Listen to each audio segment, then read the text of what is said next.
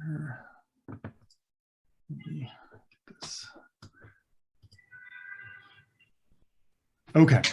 Hi. All right. So I will try to keep this to 15 minutes. It is a very short time. So thank you so much for coming here. I've been a climate activist for 16 years. I've been a climate scientist for 13 years. Before that, I was an astrophysicist. And you know, I've lived my life in the universities basically. Now I'm at a laboratory that's not a university, but it's still a very, you know, highly academic environment. And I just wanted to start by saying that I am one of the things that's really discouraged me. I probably shouldn't start a talk by saying something that's discouraged me, but has been the way universities around the world haven't really been leading on the climate emergency. In the United States, there's been a push to divest university endowments from the fossil fuel industry. And to me, it seems like such a no-brainer to do that at this point, since universities are ostensibly protecting the future of our children, of our young people, and supposed to be leading the way into the future.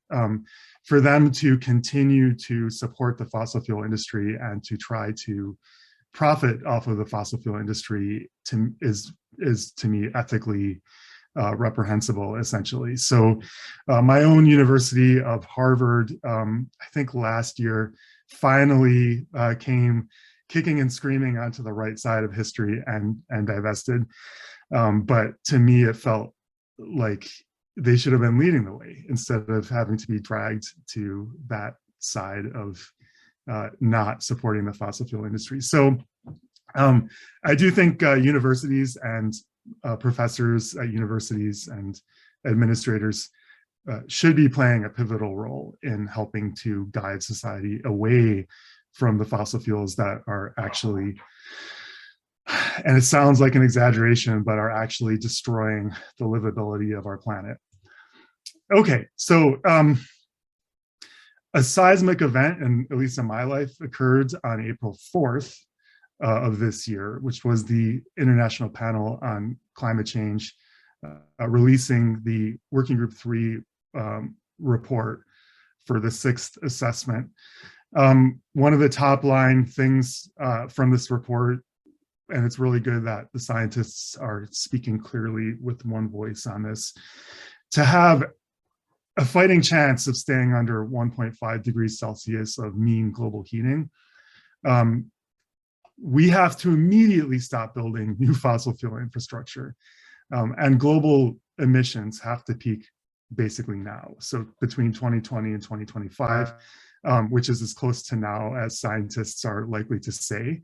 And it should be very clear to everyone that every little bit of fossil fuel that's burnt and released into the atmosphere makes the climate emergency get a little bit worse. And that carbon basically stays up in the atmosphere more or less forever from the point of view of our lifetimes and from the point of view of our civilizations, which is why the damage that we do to the Earth system is effectively irreversible. So however bad we let this problem get, that's how bad it's going to be for the rest of our lives and for the rest of our children's lives and for the rest of their children's lives, et cetera. So it's very, very important to understand that it's not like we can clean up trash from the local park and have a clean park again. That's just not how carbon in the atmosphere works. And then I wanted to start with a great quote from UN Secretary General Antonio Guterres, which he said on the same day, April 4th, which is that investing in new fossil fuel infrastructure is moral and economic madness. And I could not agree more strongly. Okay, so this very fast talk will have 4 very fast parts. The first one, I just want to explain my perspective of why we're in a climate emergency. And it's very, very hard to do this even in a 40-minute talk.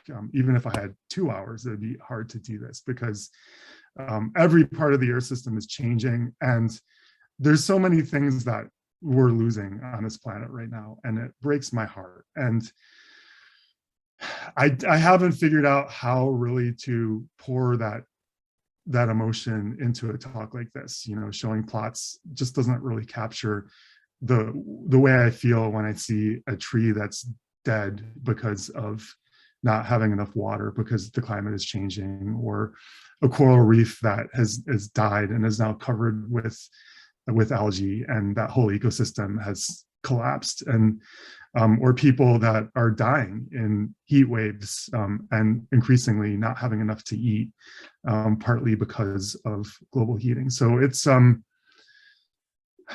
I just wanted to acknowledge that this is a deeply emotional thing for a lot of us. And anyway, the other side of the coin to the emotionality for me is the way that world leaders are not only failing to act on this crisis, but still actively taking us in the wrong direction.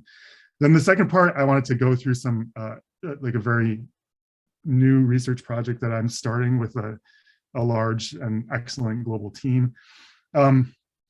Very briefly, just talking a little bit more about what keeps me up at night, and then a little bit about my personal journey from astrophysics to climate science, and then to civil disobedience.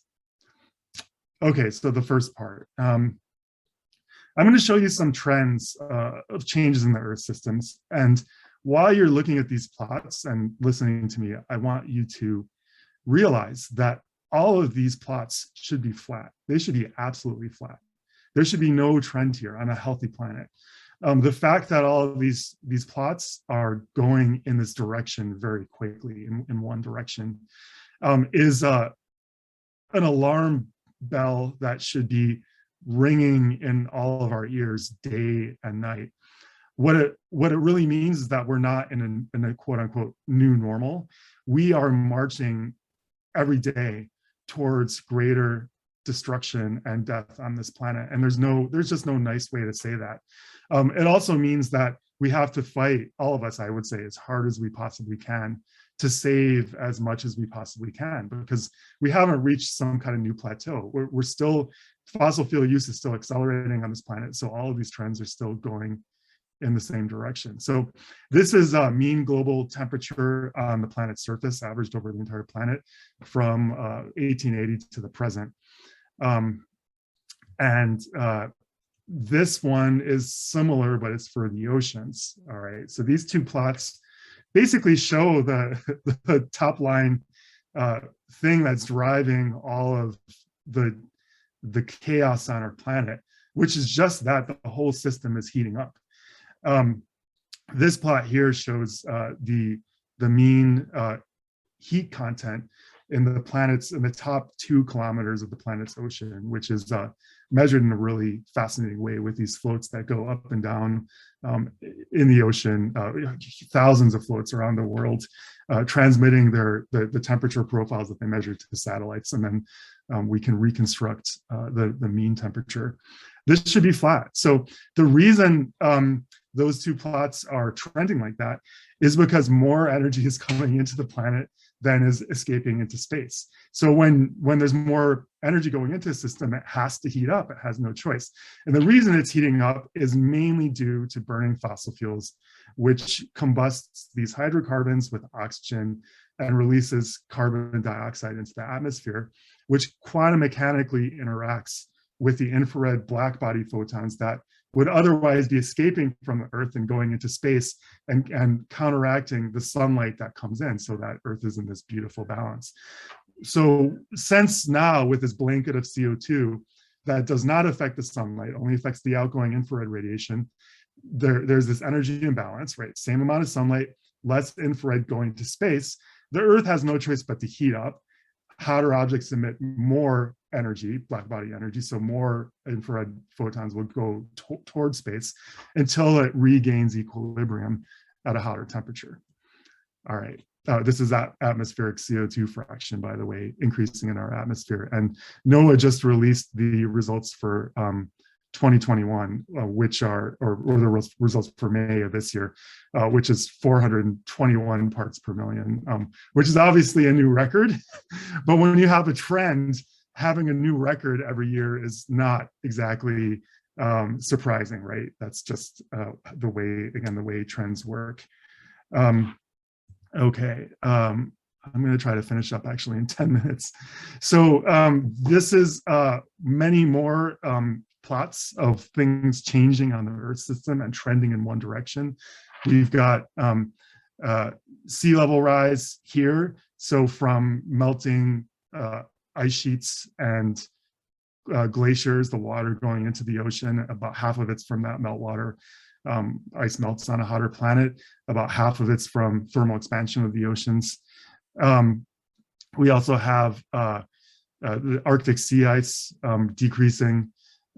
We've got the ice sheets themselves melting away. Precipitation changing precipitously, storms so hotter atmosphere holds more water vapor, and that's why the storms are bringing more rain. Then of course heat waves are getting worse, fires are getting worse. All of these trends, which should be flat, are basically pressures on different parts of the Earth system that are growing, again, every single day. We can talk about these pressures growing daily now. We don't even have to talk about them growing yearly. At some point, when you push hard enough on a wall, it will collapse. If that pressure increases every single day, you don't know on what day the wall will collapse, but you know that at some point in the future, it has no choice because it has a failure point. So we're experiencing that now with ecosystems on the planet. We're starting to experience that with human systems too. I mean, we are just a species on this planet, like every other species. And so our transportation systems, infrastructure, food systems, water systems, political systems, insurance and economic systems, there's only so much pressure they can take before they have a sudden, sometimes phase transition, which you could call catastrophic. A lot of times that will look like the system breaking, right? And when those systems break, they react with other systems as well. This is not a equitable crisis.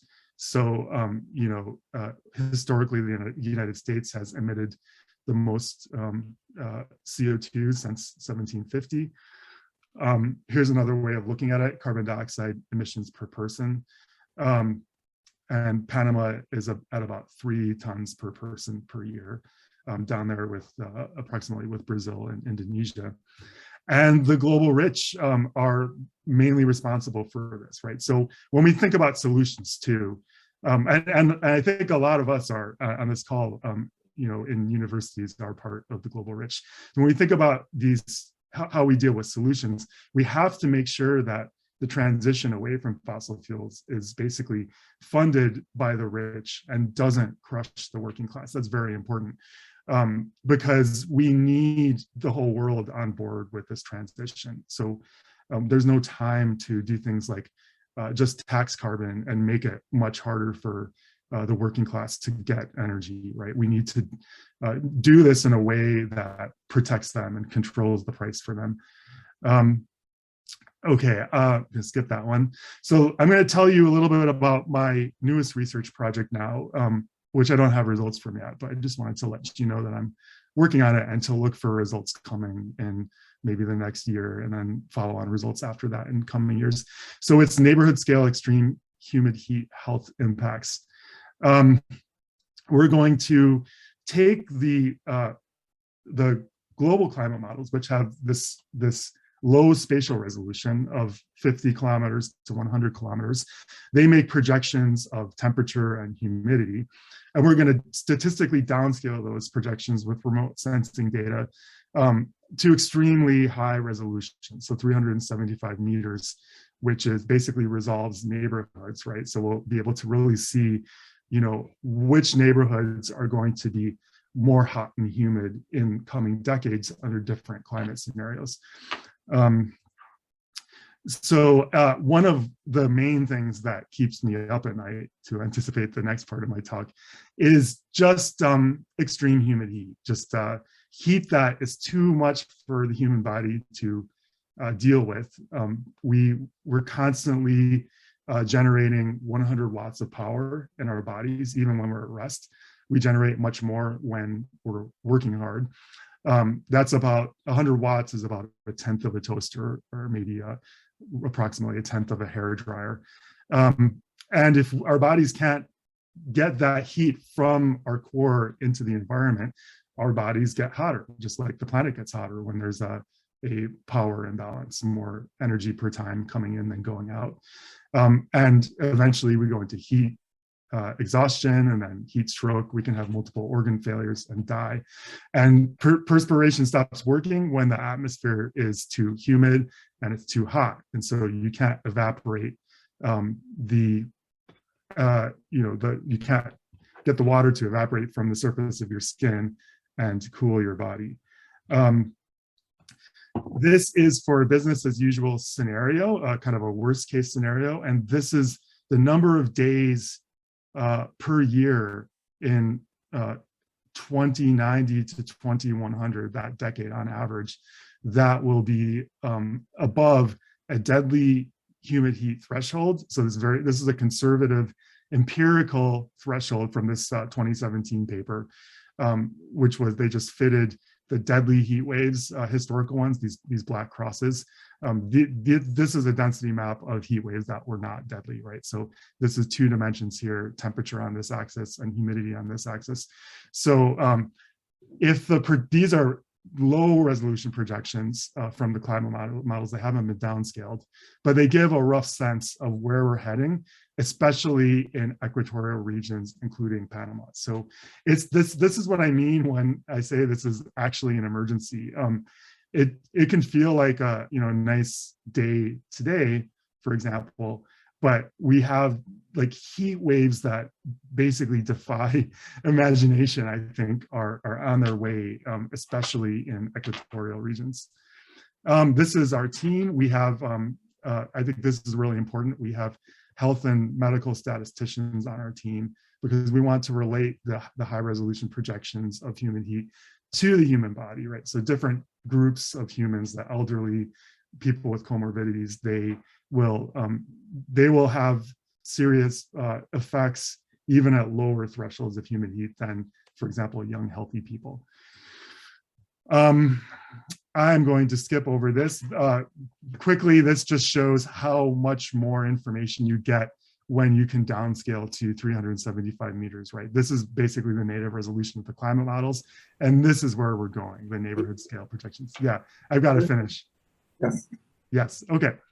I'm going to skip all of this and go to just the end here. Yes.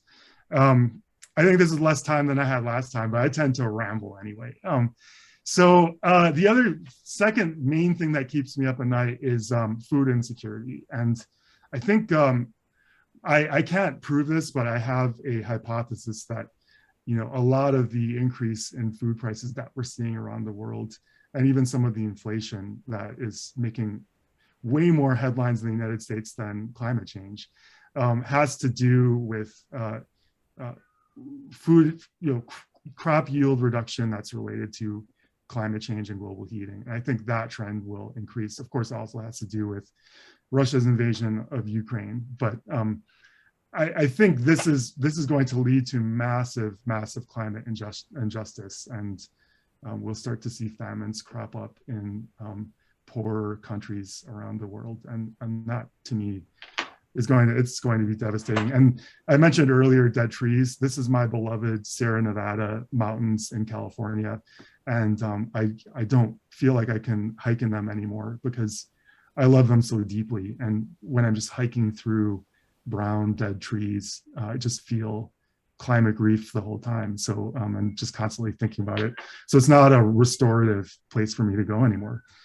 Okay, and I think I'm just gonna end with a call to all of you, not only to transform your universities, but to consider getting involved in civil disobedience. Again, like I said, I've been a climate activist for 16 years. On April 6th, 2 days after the momentous Working Group 3 report was released, I chose to be arrested doing climate civil disobedience.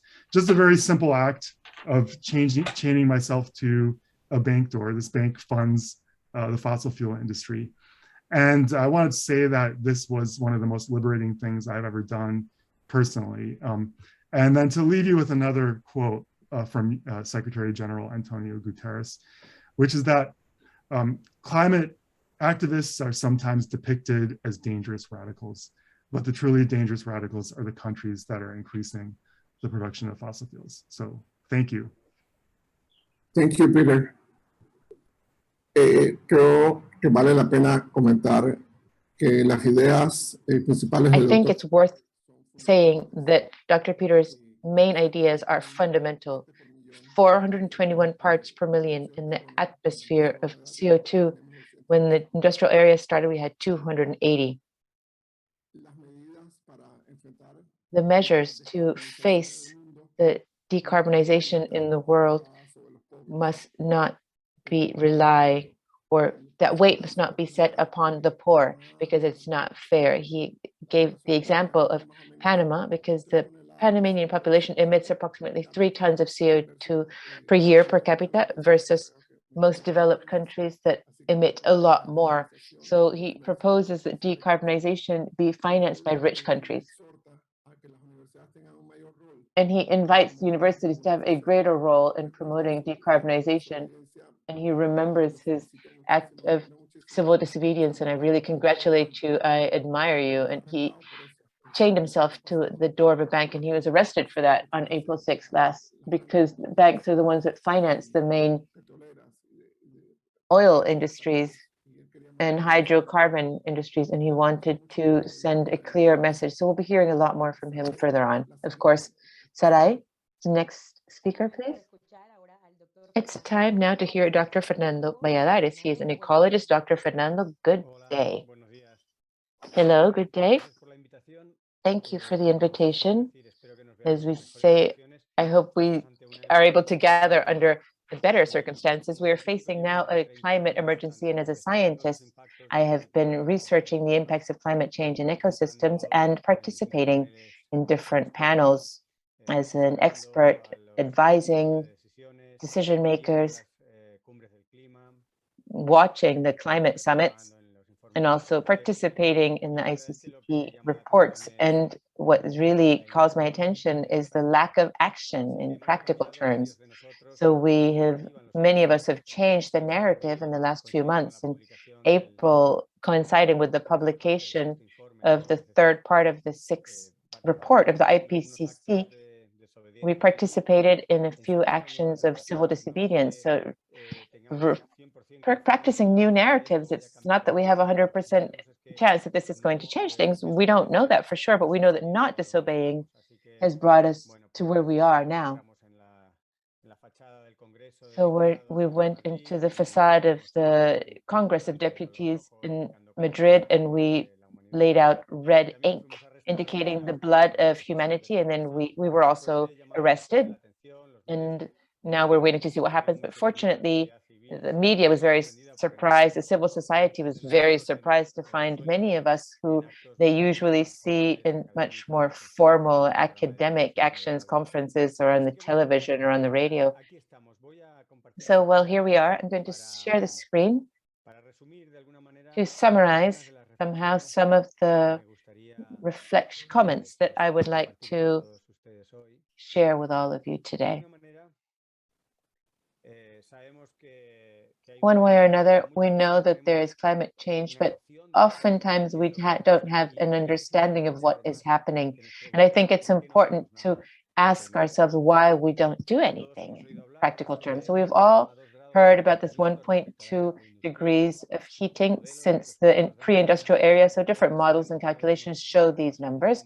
We know that we must not go above 1.5, but clearly it's a low number. It's a low level of temperature that many people cannot contextualize appropriately. And so they think it's not so threatening. However, this temperature, when it transforms into the corresponding units of energy, it means that the human being involuntarily, but burning or producing greenhouse effect gases, they have provoked an storage of energy that's equivalent to 600,000 atomic bombs like the one in Hiroshima. This is the amount of heat that is now contained within our planet and in the ocean. So this becomes unsettling now.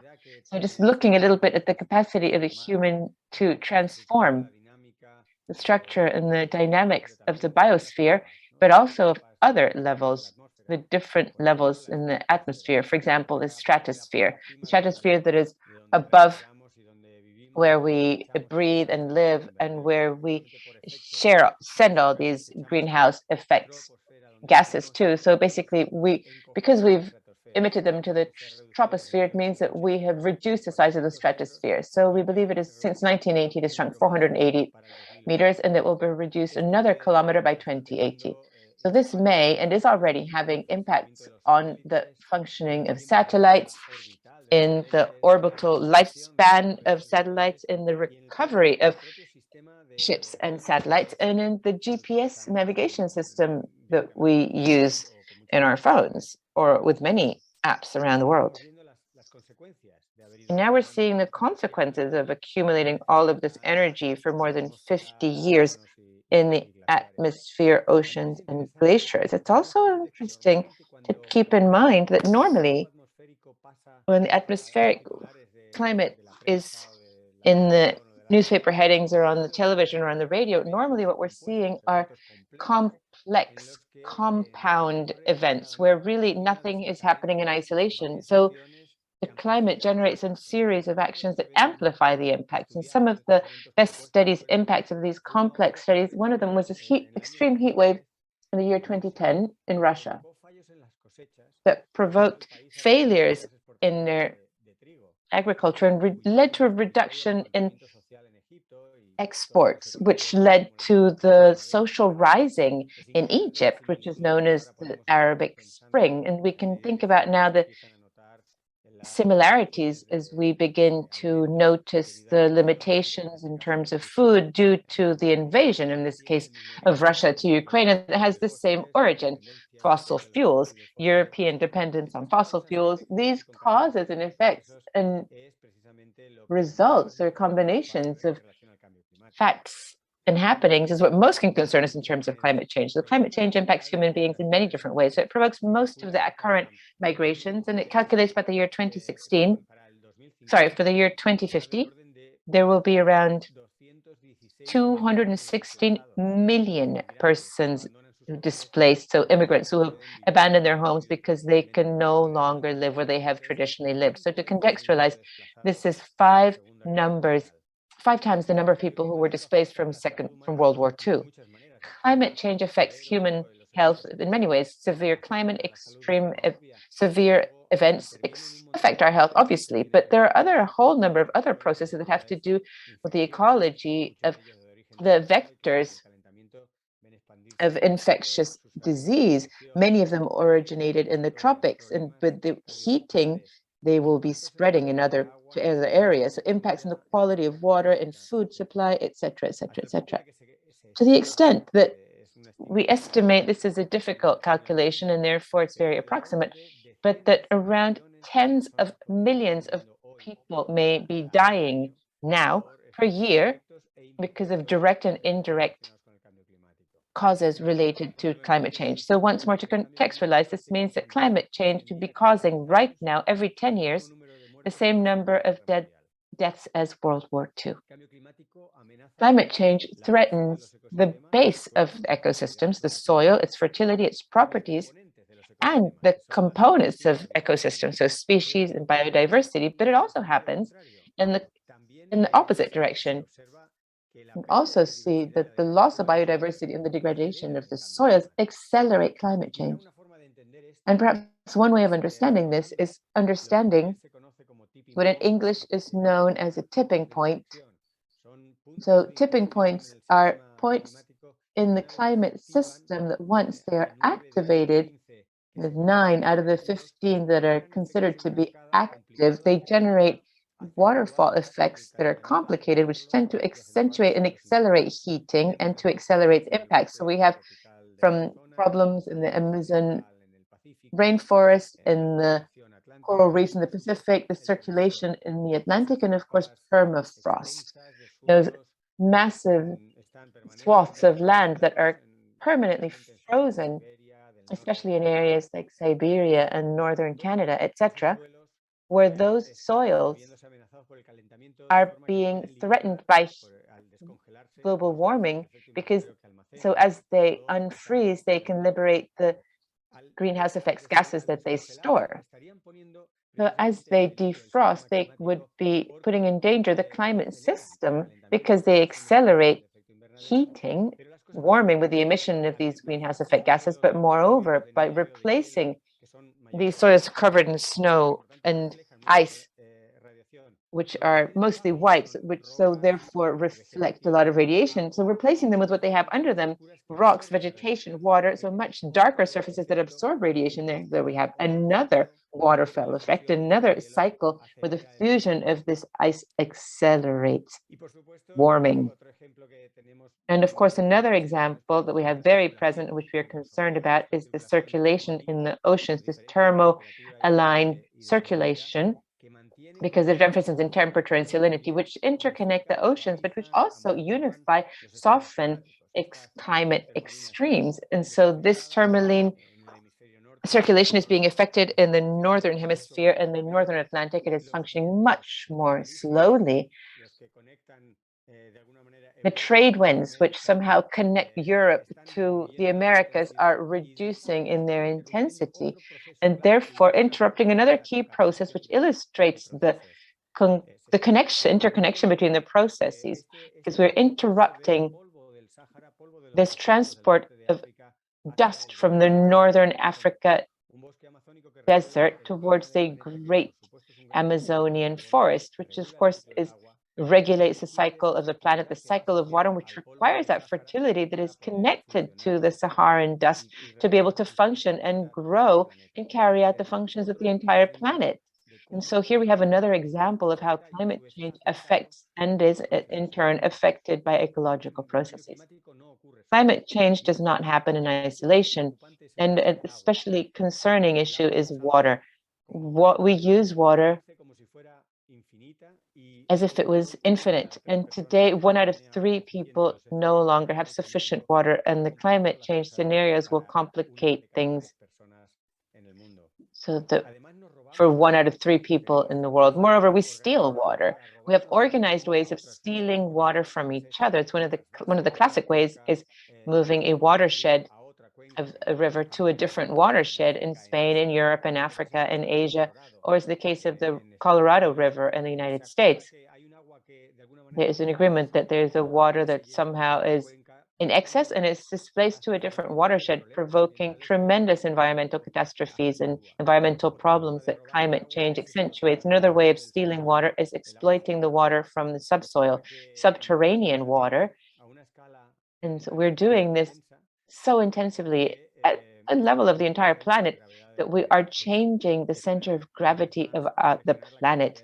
So once more, to show the capacity for transformation that humans have. And the third way of stealing water is taking it from one place so that it's not available for other people or other regions of the planet, is producing clouds through these silver particles that are placed in high levels of the atmosphere. And so all of these forms only reveal the tremendous conflict that already exists over water. So if you look online for water wars, you'll find the very brave defense put forth by the people of Cochabamba, which between January and April in the year 2000 defended against the privatization of the providers of drinking water in their municipality. The people won this battle and they overcame the temptation to privatize this basic need. But it's calculated that around 340 serious wars have taken place around the world precisely because of this combination of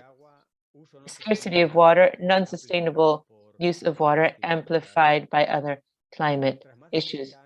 So after 30 years of science really presenting their reports in an organized way, we're still really doing anything. We're still increasing the concentrations of greenhouse effect gases. We continue extinguishing species and contaminating the environment. And all of these things are happening in parallel, and it does not seem that we are capable or that we do not want to do anything. Why? Why don't we do it? Well, there's several reasons. Of course, there's inertia, resistance to change, inertias in the political system, even in the social system. But I would like to illustrate a mechanism, particularly that is really not well seen, is the organized hypocrisy, the way in which certain groups of economic activity or social activity or political activity organize themselves to be completely hypocritical and to not say things as they are. So examples of this we have even in Europe. Europe is not as green as one thought.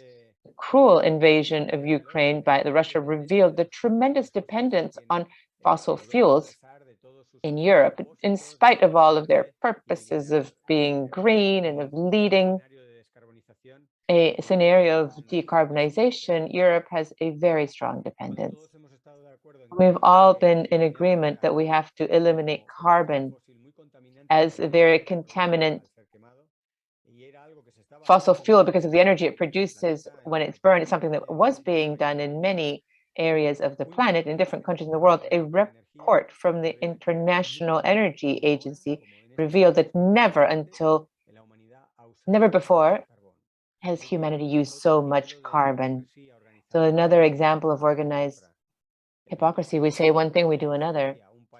Sweden, a country with a tremendous environmental awareness, has tremendous contradictions. It signed the Paris Agreement like another 190 countries in the world, but just like Bose and Holtman revealed in the Nordic Journal of Media Studies in 2021, I see that Sweden does not have the legislative framework that is sufficient and necessary to comply with and implement in their country the Paris Agreement.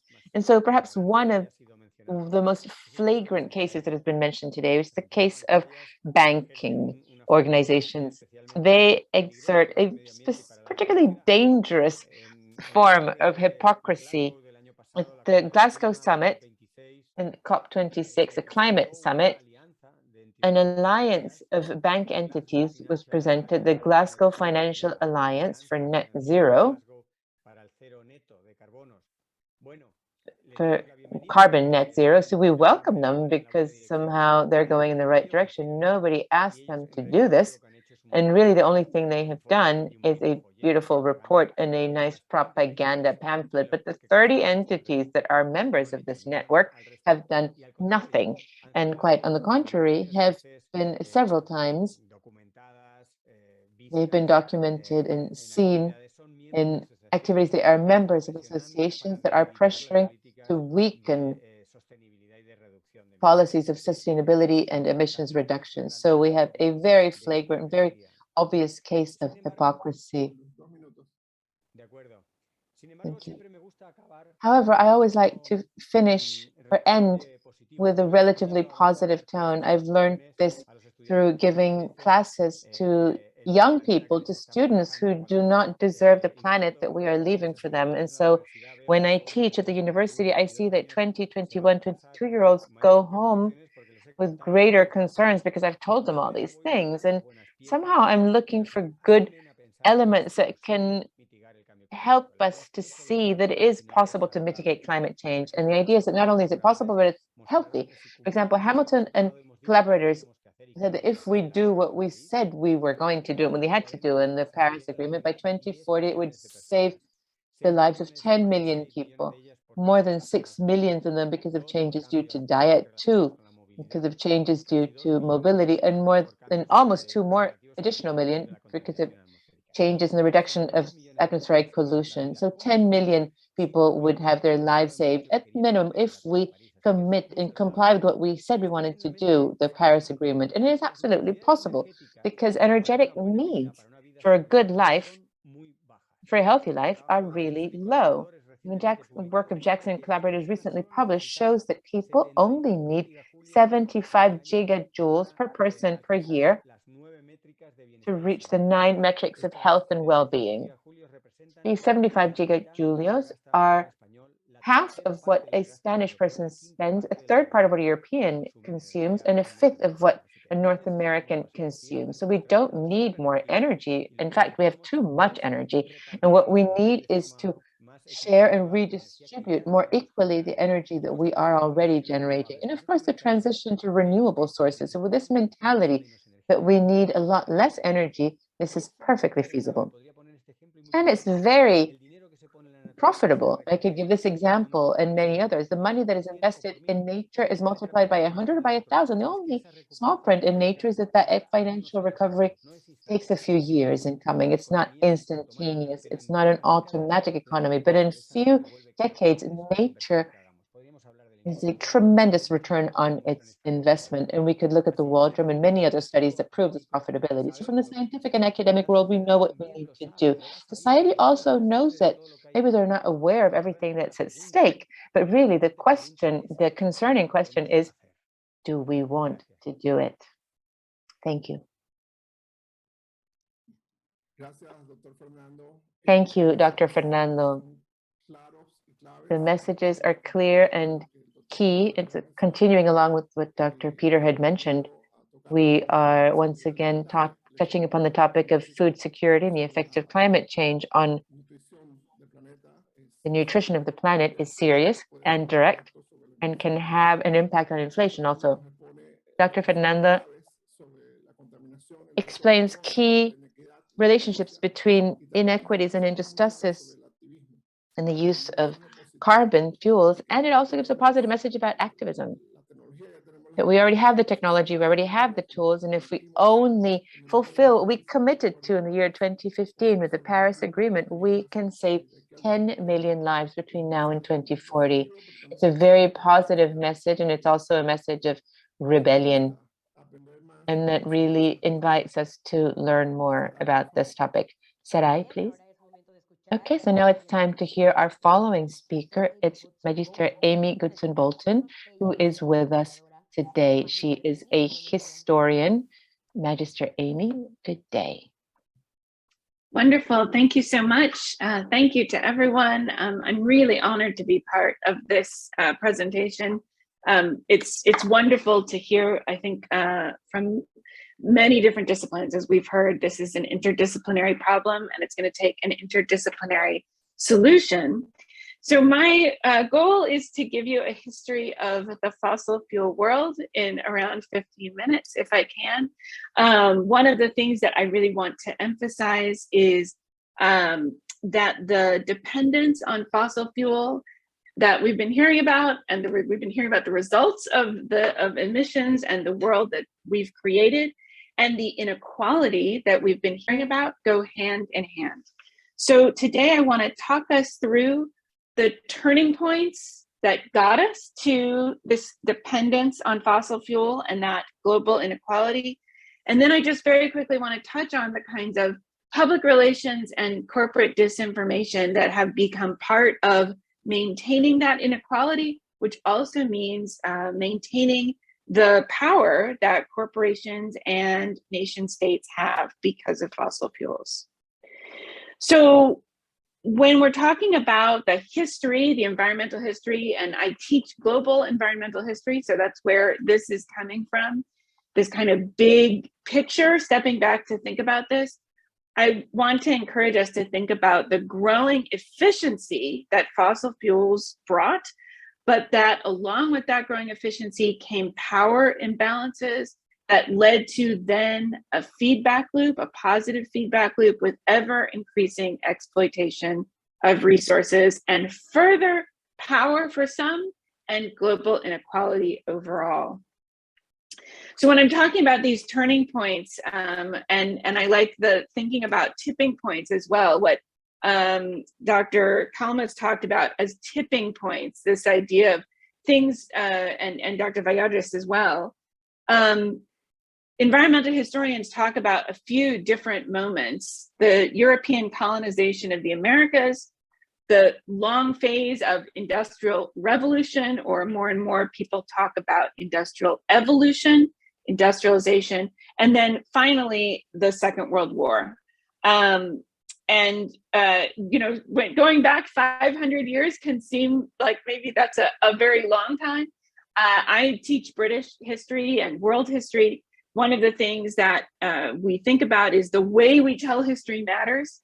Many times we tell the history of fossil fuels or the history of the modern world as a kind of innovation, right? Like the British suddenly invented a steam engine and suddenly everything changed. And I want to encourage us to think about that a little bit more broadly today.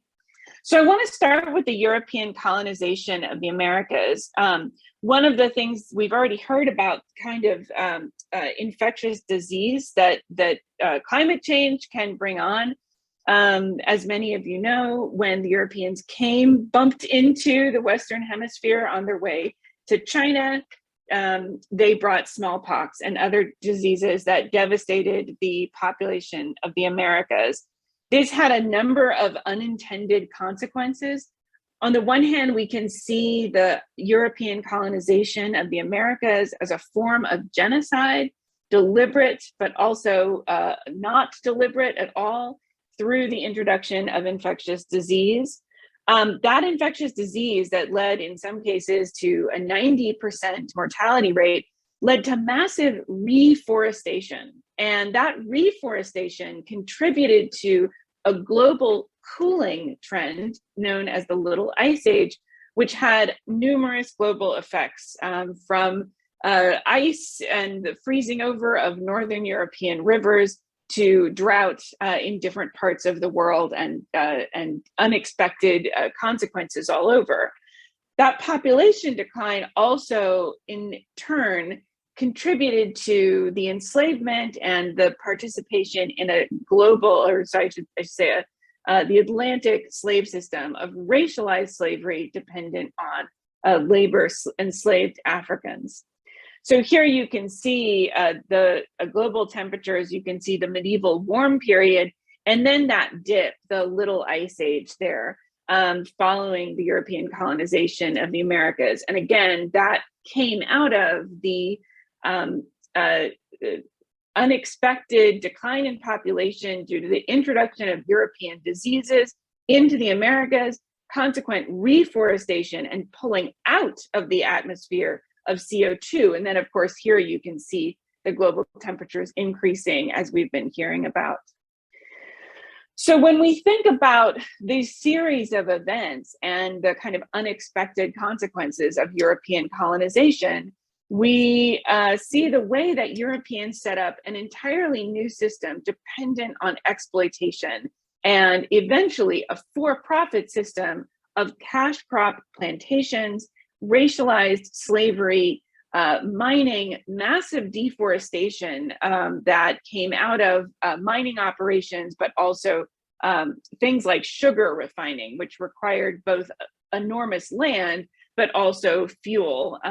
Sugar production is a kind of semi-industrial production itself, but also spurred on manufacturing back in Europe, particularly in places like Britain.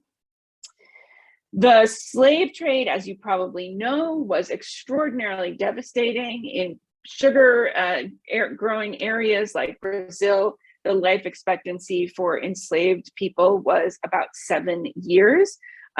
Millions of men, women, and children were taken. The Europeans took them from Africa and brought them over to labor on these plantations.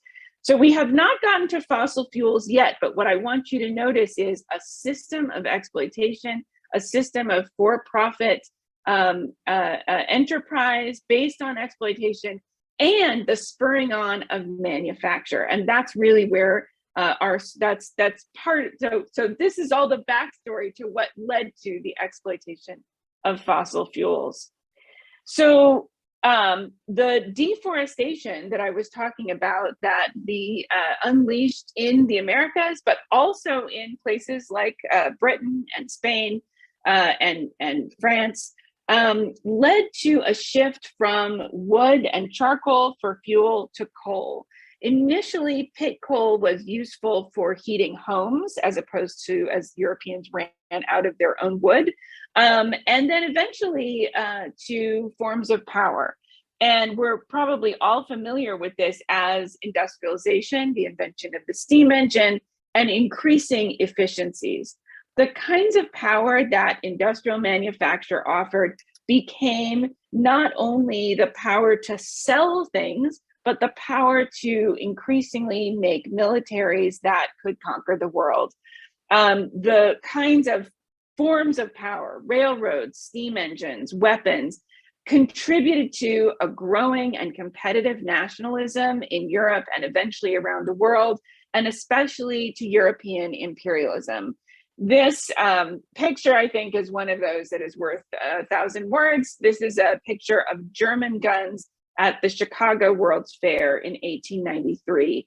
This kind of competition around the world, and I think the kind of power that industrialization gave spurred on nations that had not yet industrialized in the late 19th century, places like Germany, places like Japan, to pursue at all costs this new system, right, of industrial production that transformed societies and made very, very powerful nation states. So again, when we're thinking, why have we not done more? What has led us to this kind of embeddedness of fossil fuels across our economies, our societies, our cultures? It goes back very far, it goes back really deep, and it's embedded in the kind of global system of power, but also within our nation states and even our local communities.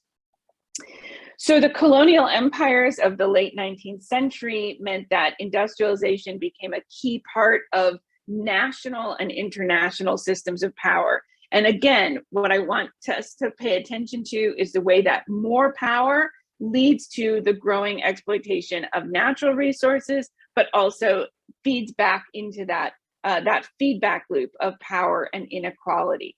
So that by the beginning of the First World War, European countries had, for instance, taken over Africa, and their own ability to take over this land and fight back against indigenous resistance, African resistance here, led to the further exploitation and then even greater power. Crops and natural resources that previously had not been valuable, let's say rubber had not had any particular industrial use, suddenly becomes really valuable and something sought after with incredible brutality, for instance, in the Belgian Congo, once people had invented bicycles and pneumatic tires. Palm oil, for instance, which was not particularly useful for Europeans, became very valuable as an industrial lubricant. So again, we see this feedback loop of inequality, of power, power imbalance, and the exploitation of human and natural resources. Again, you can see the way that Europeans were able to manipulate markets in China, for instance, take over land in South Asia and East Asia. And notice that the Japanese were able to preserve their independence by themselves industrializing. And again, that's a really important thing. If your nation state can remain independent through this technology and series of cultural and social and technological and economic revolutions, that's what your country is going to do to maintain its independence. So the final tipping point or turning point that I want to talk about is World War II, which again, because it was a global conflict and very much coming out of the power struggles and alliances and kind of failures, economic interconnections of World War I. But World War II brought us a new level of exploitation, both through new technologies and new ways of organizing societies. So we see the influence, for example, of global supply chains, of the new power of oil, of petroleum, and the battles over controlling oil fields, of new synthetics, plastics, petrochemical fertilizers, and pesticides that would dominate the 20th century. And then, of course, the new geopolitical alignment of the Cold War and the competition between communist regimes and capitalist regimes. The aluminum in planes like these shown that became essential to waging war in World War II through the aerial bombardment of often civilian populations That aluminum, for instance, for Britain's Air Force came from British Guyana that had to be shipped up to the United States and then Canada. That aluminum was processed in new hydropower plants built in Canada. And that kind of system lasted long after the war. Those hydropower plants were new infrastructure that meant that new volumes of energy could be produced, but also demanded to be used right after all of that investment. So you're probably familiar with the combatants of World War II, but again, when we're thinking about this kind of global conflict and the way that the systems of alliances could call on and command and justify the exploitation of expanded military presence and, of course, a massively expanded industrial infrastructure. And those two things went hand in hand. Famously, US President Eisenhower warned against the military industrial complex. And this is what he was talking about. This is exactly what he was talking about. After World War II, the United States and in many places around the world adopted a new model. Some of this had even started before World War II in the 1920s and 30s, but a rearrangement of urban infrastructure and urban design around oil, automobiles, suburbs, and after World War II, this really exploded. And the new market in plastics, in electronics, led to extraordinary economic growth dependent on disposable goods, but also manufacturing for household appliances based on a suburban model. In the United States, the policies really dependent on cheap oil, most of which was domestically produced. By the 1970s, that reached a crisis as oil production shifted to the OPEC countries and later increasingly to Russia. But this model, the kind of ideal of a consumer culture, a consumer-driven economy, when we think about the number of ads for cars, for cheap goods, the global shift to consumer disposables, this all happened in the late 20th and into the 21st century on a global scale, and of course repeated the inequalities for the system that we've already seen set up. So for instance, when we look at, and this is from a little while ago, this is from the International Monetary Fund, 2007-2008, but when we look at global inequality in per capita GDP shown in US dollars, we can see the history that I've been talking about, right? The global north, the exploitation of the global south. And of course, when we look at the emissions, again, you can see the way that North America and the oil producing regions show up as extraordinarily high in their per capita greenhouse gas emissions. To finish up, when we talk about this concentration of power in nation states and in corporate interests, we can understand that those entities want to preserve that power. So again, when we go back to why are we not doing more? Why, as Professor Bayadis says, what is this organized hypocrisy? We should not be surprised that nation states and corporations want to preserve the power that they have amassed. In the late 20th century, public fears spread about litter, chemicals, pollution, and increasingly global warming. And corporations deliberately use disinformation to prevent regulation. And often those same corporations and the wealth that it generates, this entire system of a cheap consumer economy, cheap gas, cheaply produced food, that's the power that politicians also rely on. So they were happy to put the blame for all of these things onto consumers and say, well, consumers need to make the difference. So for instance, very famously, there was a coalition in the United States, the Keep America Beautiful campaign coalition, funded by plastic and chemical companies. And they wanted to say, it is you, the consumer, who has to make the change. So here, famously, they had these ads featuring an Italian American as a Native American, saying, in the fight against litter and pollution, we still have far to go. The below, it's a little hard to read, but it says, people start pollution, people can stop it. Now, of course, that's absolutely true, but this put the blame on the individual consumer, not on the whole system, and of course, very much against a systemic regulation of pollution or manufacturers' responsibility to make goods that could be recycled, goods that could be safely disposed of, but instead it's consumers who have to clean up the litter. Another, and as a final point, another way that those in power have tried to preserve their power and prevent regulation, prevent action, is through disinformation. So this is just an example. I was shocked to see, this was from 2019, global warming, fact or fiction, so casting doubt on the science.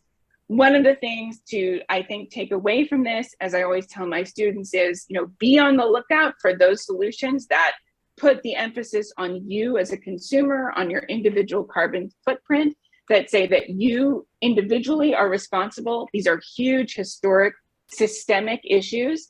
Be aware of people trying to question the science. Interestingly now, I think we're seeing an increasing emphasis on doomerism or doomism as opposed to denialism. So people saying, well, it's just too late. We might as well keep consuming and kind of enjoy life while we still can.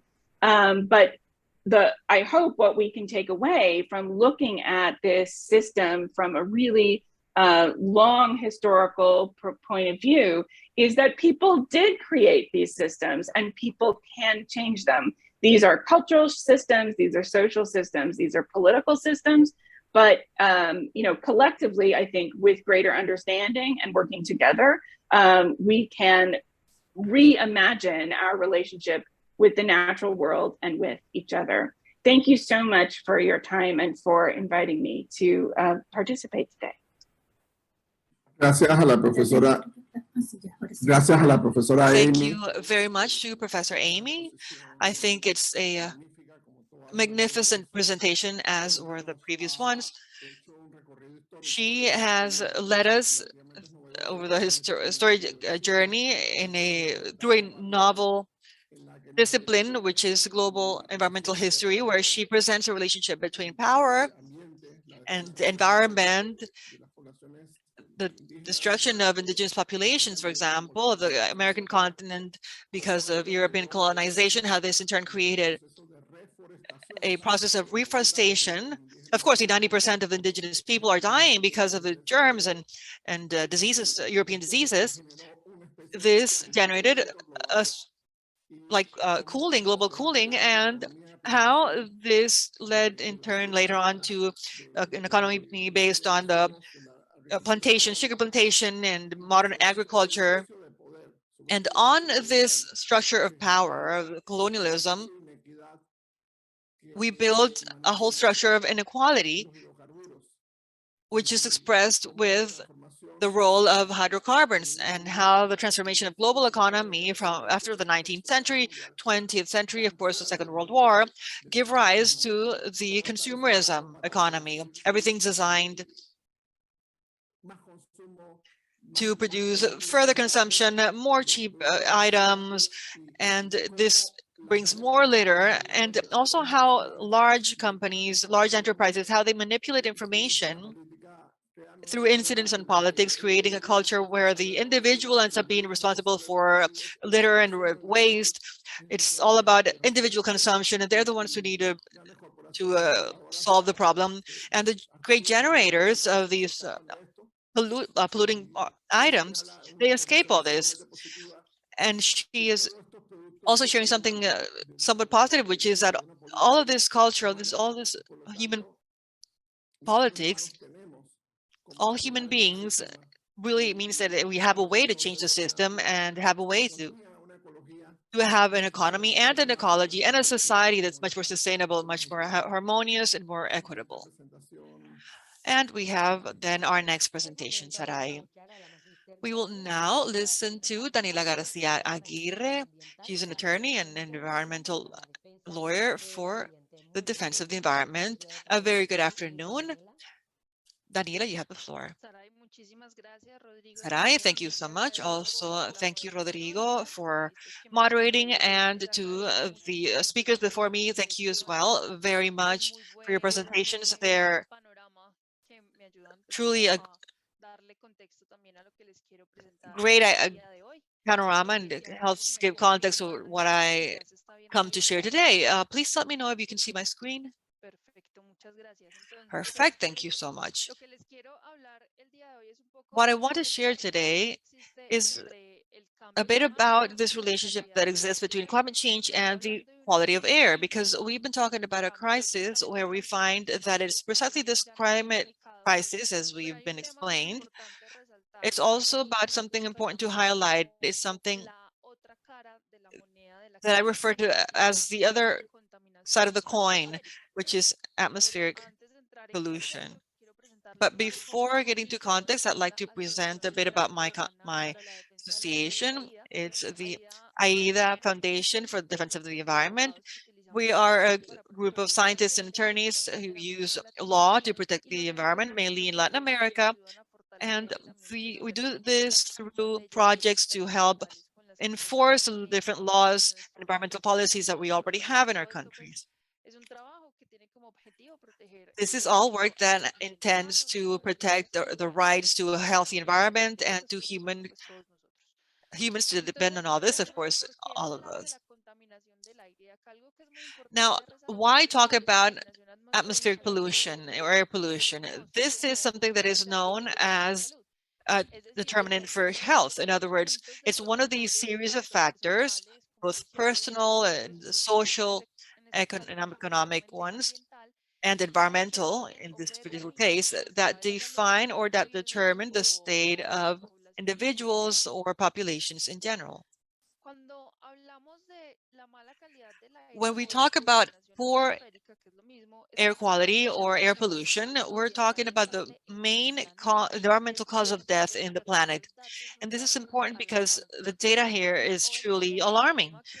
WHO estimates that more than 13 million deaths per year in the world are due to environmental causes, which are avoidable. And of these 13 million annual deaths, we're talking approximately about 8.8 million, which can be attributed to air pollution, which includes premature deaths of more than 600,000 boys and girls. It's important to mention that 90% of the population lives in polluted cities. And more recent data shows that less than 1% of the population of countries of middle income and low income levels have the ability to breathe air that complies with the recommended standards by the WHO. This is translated into the fact that 1 in every 8 deaths in the world is related to breathing poor air. This is also important because air pollution disproportionately affects some vulnerable populations, as we will see later on. Some of them are even populations that are higher interest for protection, such as boys and girls, the elderly. In the Colombian case, these are a special constitutional category. So this is information about the cities in the world. This is a relation between the GDP and air pollution, and we clearly see that Latin American cities, which is where roughly 80% of Latin American population is concentrated in the bigger cities, we see that we have PM10 concentrations, one of the most worrisome pollutants, that are concentrations well above what's recommended by the WHO, while contamination by particles in other countries is much lower. And here it's important to highlight one thing, which is that in these countries where contamination by particles is lower, which coincides with the higher income countries. There are other problems associated to air pollution, associated to different pollutants as nitrogen dioxide, which is where we see the differentiation between the state of development, quote unquote, and the type of air pollution that each country suffered. The air of 70% of the cities of high income level, they're close to the desired effects. And for low and middle income countries, only 1% of the cities comply with the recommended thresholds. What we see here is the air pollution scheme where we see emissions that we get from different sources, natural, fixed, and mobile. There's a process of transport and transformation, which gives as a result emission, which is the concentration at which the pollutants are found in the air. And there's the exposure and the inhaled fraction, which is what we are breathing in as human beings. What I'd like to show here is some information about some of the pollutants. These are the greenhouse effect gases, which are also air pollutants. They're short-lived pollutants, and also the criteria pollutants, which are usually called that way because they're the ones that in the majority are standardized and regulated in different countries, the ones that have had a maximum permissible limit of concentration in the environment. All of this with the purpose of protecting human health and ensuring the well-being of the population. So these are the ones that I was mentioning, the PM10, PM2.5, and the NOx's. Some of the effects on health, and one reason why we talk about air pollution, and this we've already mentioned, all of the millions of people suffering from the poor quality of the air, and exposure to pollution can be revealed through different diseases, effects on the respiratory system, cardiac system, and in some cases, when we breathe very, very small particles, we've seen an effect on other organs because the particle is able to reach via the bloodstream and deposit in other organs. For example, it can translate into obstetric, cerebrovascular problems, and others. It's important to mention here that dependence on fossil fuels, which is the main cause of air pollution, as well as one of the main causes of the climate crisis, it causes more premature deaths than HIV/AIDS, malaria, and tuberculosis together. And just to mention as well that there are some vulnerable groups, as I had mentioned a bit earlier, and among these highly sensitive or especially vulnerable groups to the quality of air, we have children under 5, for example, because they're human beings that have physiological conditions that are particular. They're more highly exposed to pollution when they play out in the open in parks, for example. They, in theory, spend more time in the open air than adults, and also because of their activity, the high level of activity, they have a higher breathing rate, so they're breathing in a higher rate of pollutants than we are. Other vulnerable groups due to physiological factors are the elderly, pregnant women, and there are other factors that also generate particular vulnerabilities, as are social economic conditions, because usually these things are related to certain behaviors, such as wood fire stoves and heating sources that generate many more particles or other pollutants, and which generate a higher exposure to air pollution.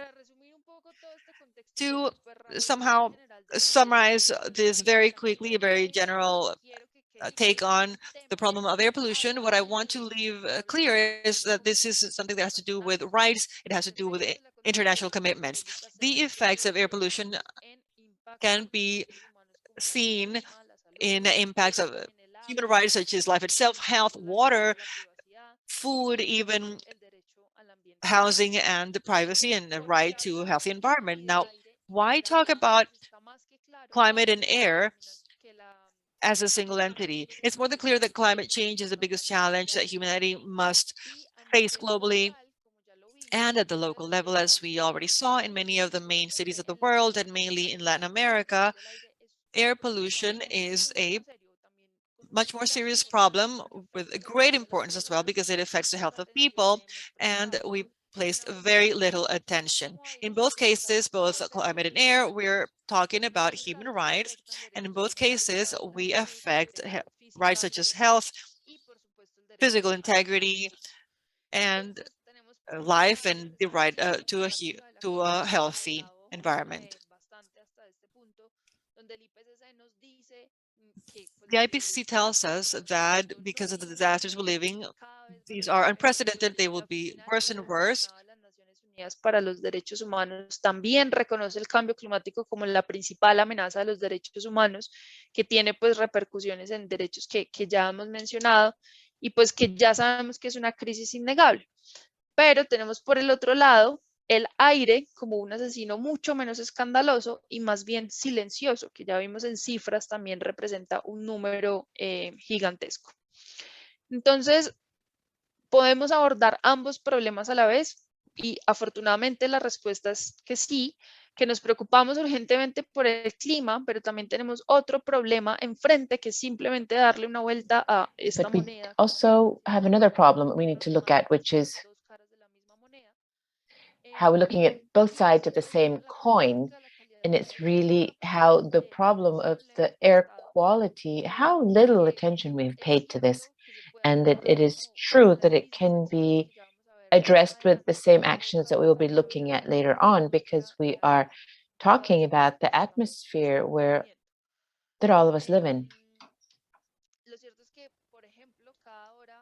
And the truth is that every hour, approximately 800 people die, and many of them after suffering for many years as a result of atmospheric pollution. And we're also seeing how millions of people are displaced and or affected and losing their lives because of this problem of the climate crisis. And so let's now look at how air and climate are connected. And so there is no doubt that the effective enjoyment of human rights is connected to a healthy environment, which includes the quality of the air and climate. And therefore, the obligations of the states and businesses to respect human rights is also connected to their responsibilities to controlling their emissions, mitigating climate change and atmospheric pollution. And to do this, they can do it through very specific contaminants that are very little regulated, which are the short lifespan climate contaminants. So when we're talking about air and climate, what we need to highlight is that this type of contaminants specifically are key when we talk about policies and actions that can move ahead in these two fronts. Why these contaminants? Because they are significant contributors to global warming. According to IPCC, short lifespan contaminants are responsible for more than 30% of global warming, and we have numbers of almost 40 to 45% of the total. Moreover, they contaminate the atmosphere, so therefore affecting our health and therefore the performance of our agricultural yields.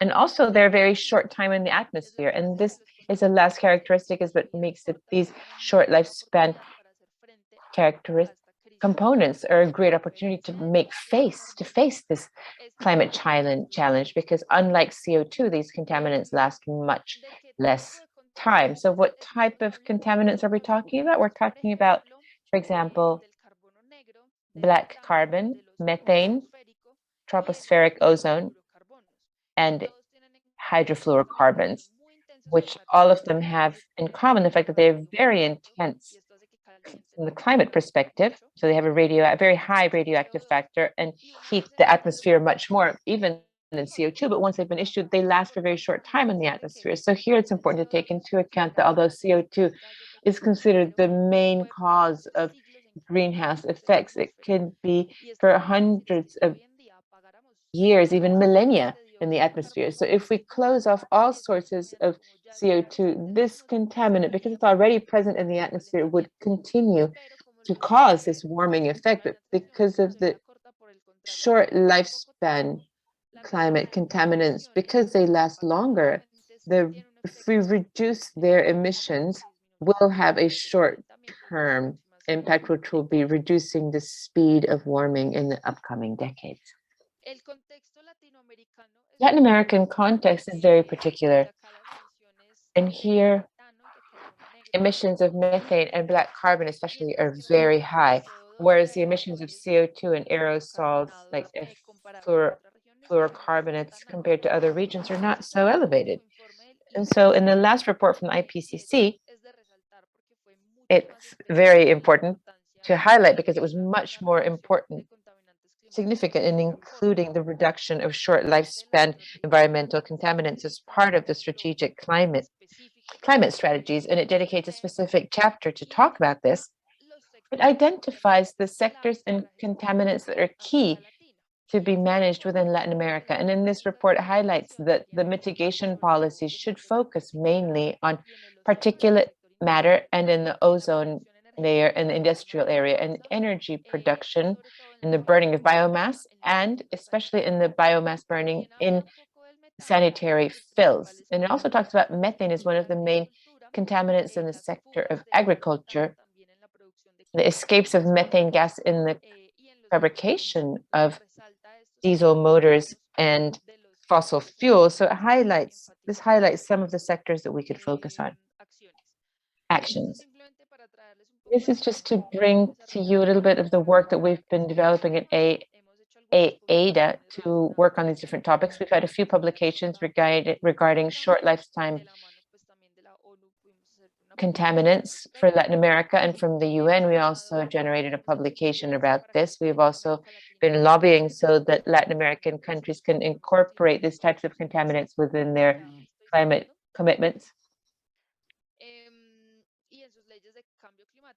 También hemos avanzado en unir esfuerzos de diferentes and in their actores climate change laws. And we've also brought together many stakeholders in the region, especially in Mexico City, Sao Paulo, and Chile, in Bogota, through different lobbying actions that you can look on our network, on our media, on our platform. And just to close, what's important to mention, and this is the message, that there are already available efficient measures and cost-effective measures to reduce the emissions of this type of contaminants, and that if we were able to implement these measures globally, we'd be able to reduce methane by 40%, black carbon by 80% by the year 2030, and thinking about stopping at least an additional warming of 0.05 degrees for 2050. So measures like replacing HFCs by alternatives with lower potential to affect the climate, controlling methane emissions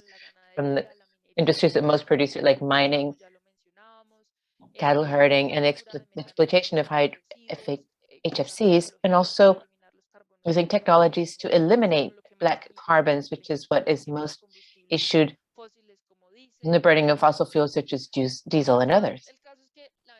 Here, what's about the value of political policies that simultaneously consider mitigation of climate change and the prevention of atmospheric pollution, reduce the rates of morbidity and mortality, they increase the health of human life, and really take into account sustainable cities and clean energy. So what we need are integral solutions and really mitigating global warming at the short term, but also improving the air quality in the region. And so with this, I conclude. Thank you so much. Thank you, Ingeniera Daniela from Aida.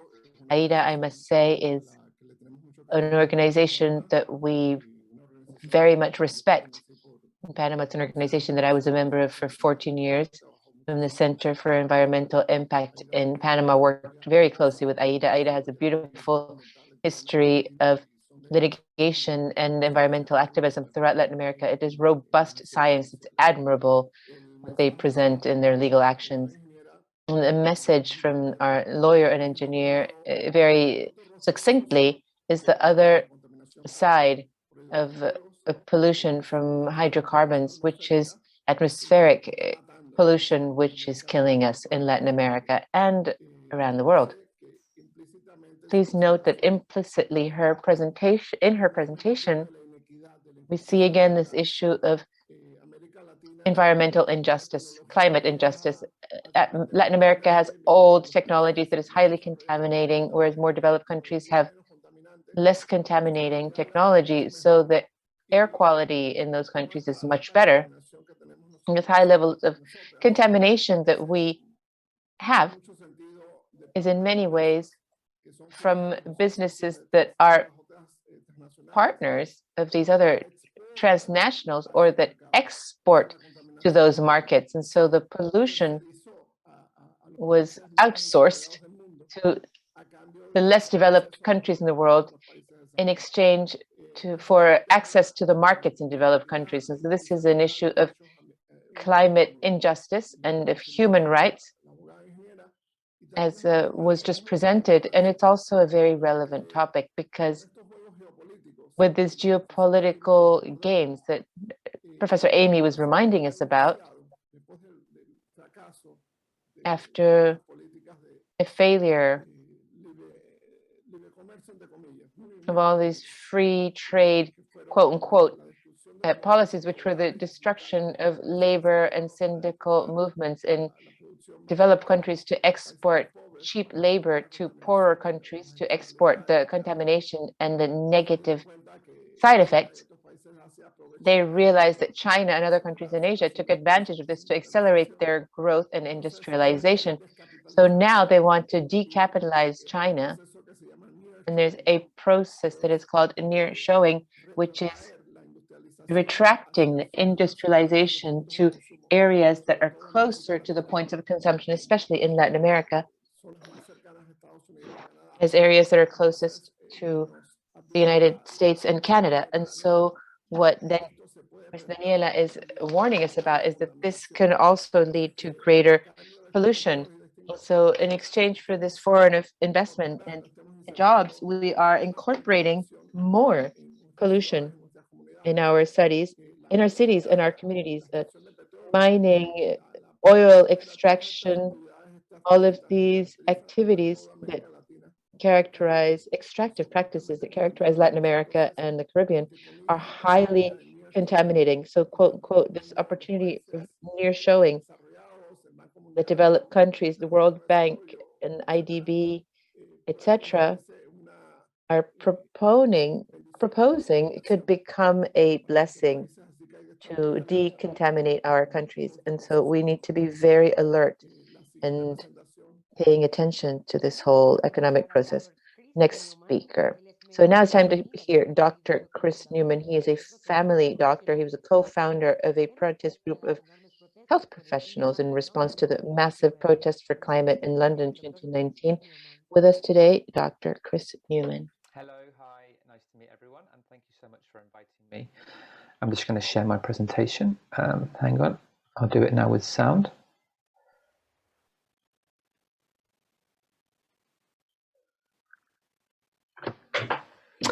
Hi, so I'm Chris Newman. I'm a family doctor in the UK. Here's me. And here's me also on a protest in London in 2019. Because most of the time these days I'm a climate activist ever since that year. And I spend a lot more of my time planning and carrying out this type of activism than I do medicine. Because I see that this is an extension of being a doctor. Historically, being a doctor has been about the individual right in front of you to the exclusion of public health. And I don't think that's something that that we can continue to do. So I'm going to talk to you mainly about stories about our group, more than about the logical reasons why we should tackle climate change. Because I think that if logic was convincing enough, we would have fixed the climate crisis 20 years ago, and we haven't. So I believe what we need are better ways of telling these stories. So basically, to my mind, story beats data, and action beats words. So my own journey started 6 years ago from doing a challenge 1 month to use no plastic for 1 month. There's an NGO called Plastic Free July that do this. And then another year later, I became a vegetarian because of the carbon footprint of animal products. And a year after that, I was becoming more interested in how all these affected health, that I started a podcast about it. And I got to 7 episodes. And then in 2019, we had Greta Thunberg rise up and Fridays for Future rise up. And in England, in particular, we had this group called Extinction Rebellion, who are very famous here, less so in other countries.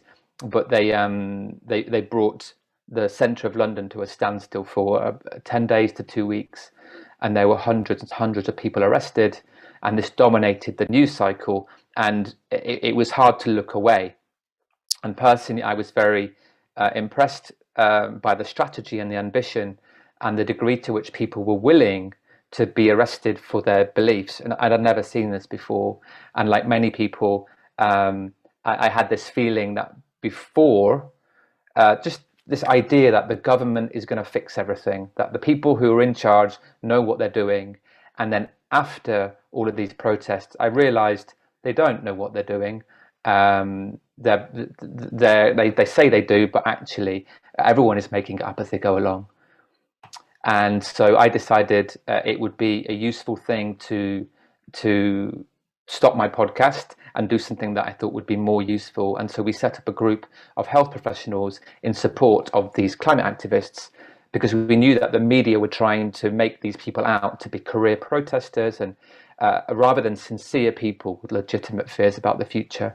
And this is our very first meeting, 17 health professionals, and now there are over 1,000 of us across several countries. And as well as this, I'm now a director at Earth Medic, Earth Nurse, which is based in the Caribbean, a bit closer to you over in Latin America. And that's run by my good friend, who is the former head of the Caribbean Public Health Agency, Dr. James Hospitalis. And he said that it was our work in the UK that inspired him to set it up. And this is the kind of work we do. Climate concerned health professionals here outside JP Morgan, which is a huge, I think the biggest public investment bank. And this is their building in central London. And we've been there around about 10 times.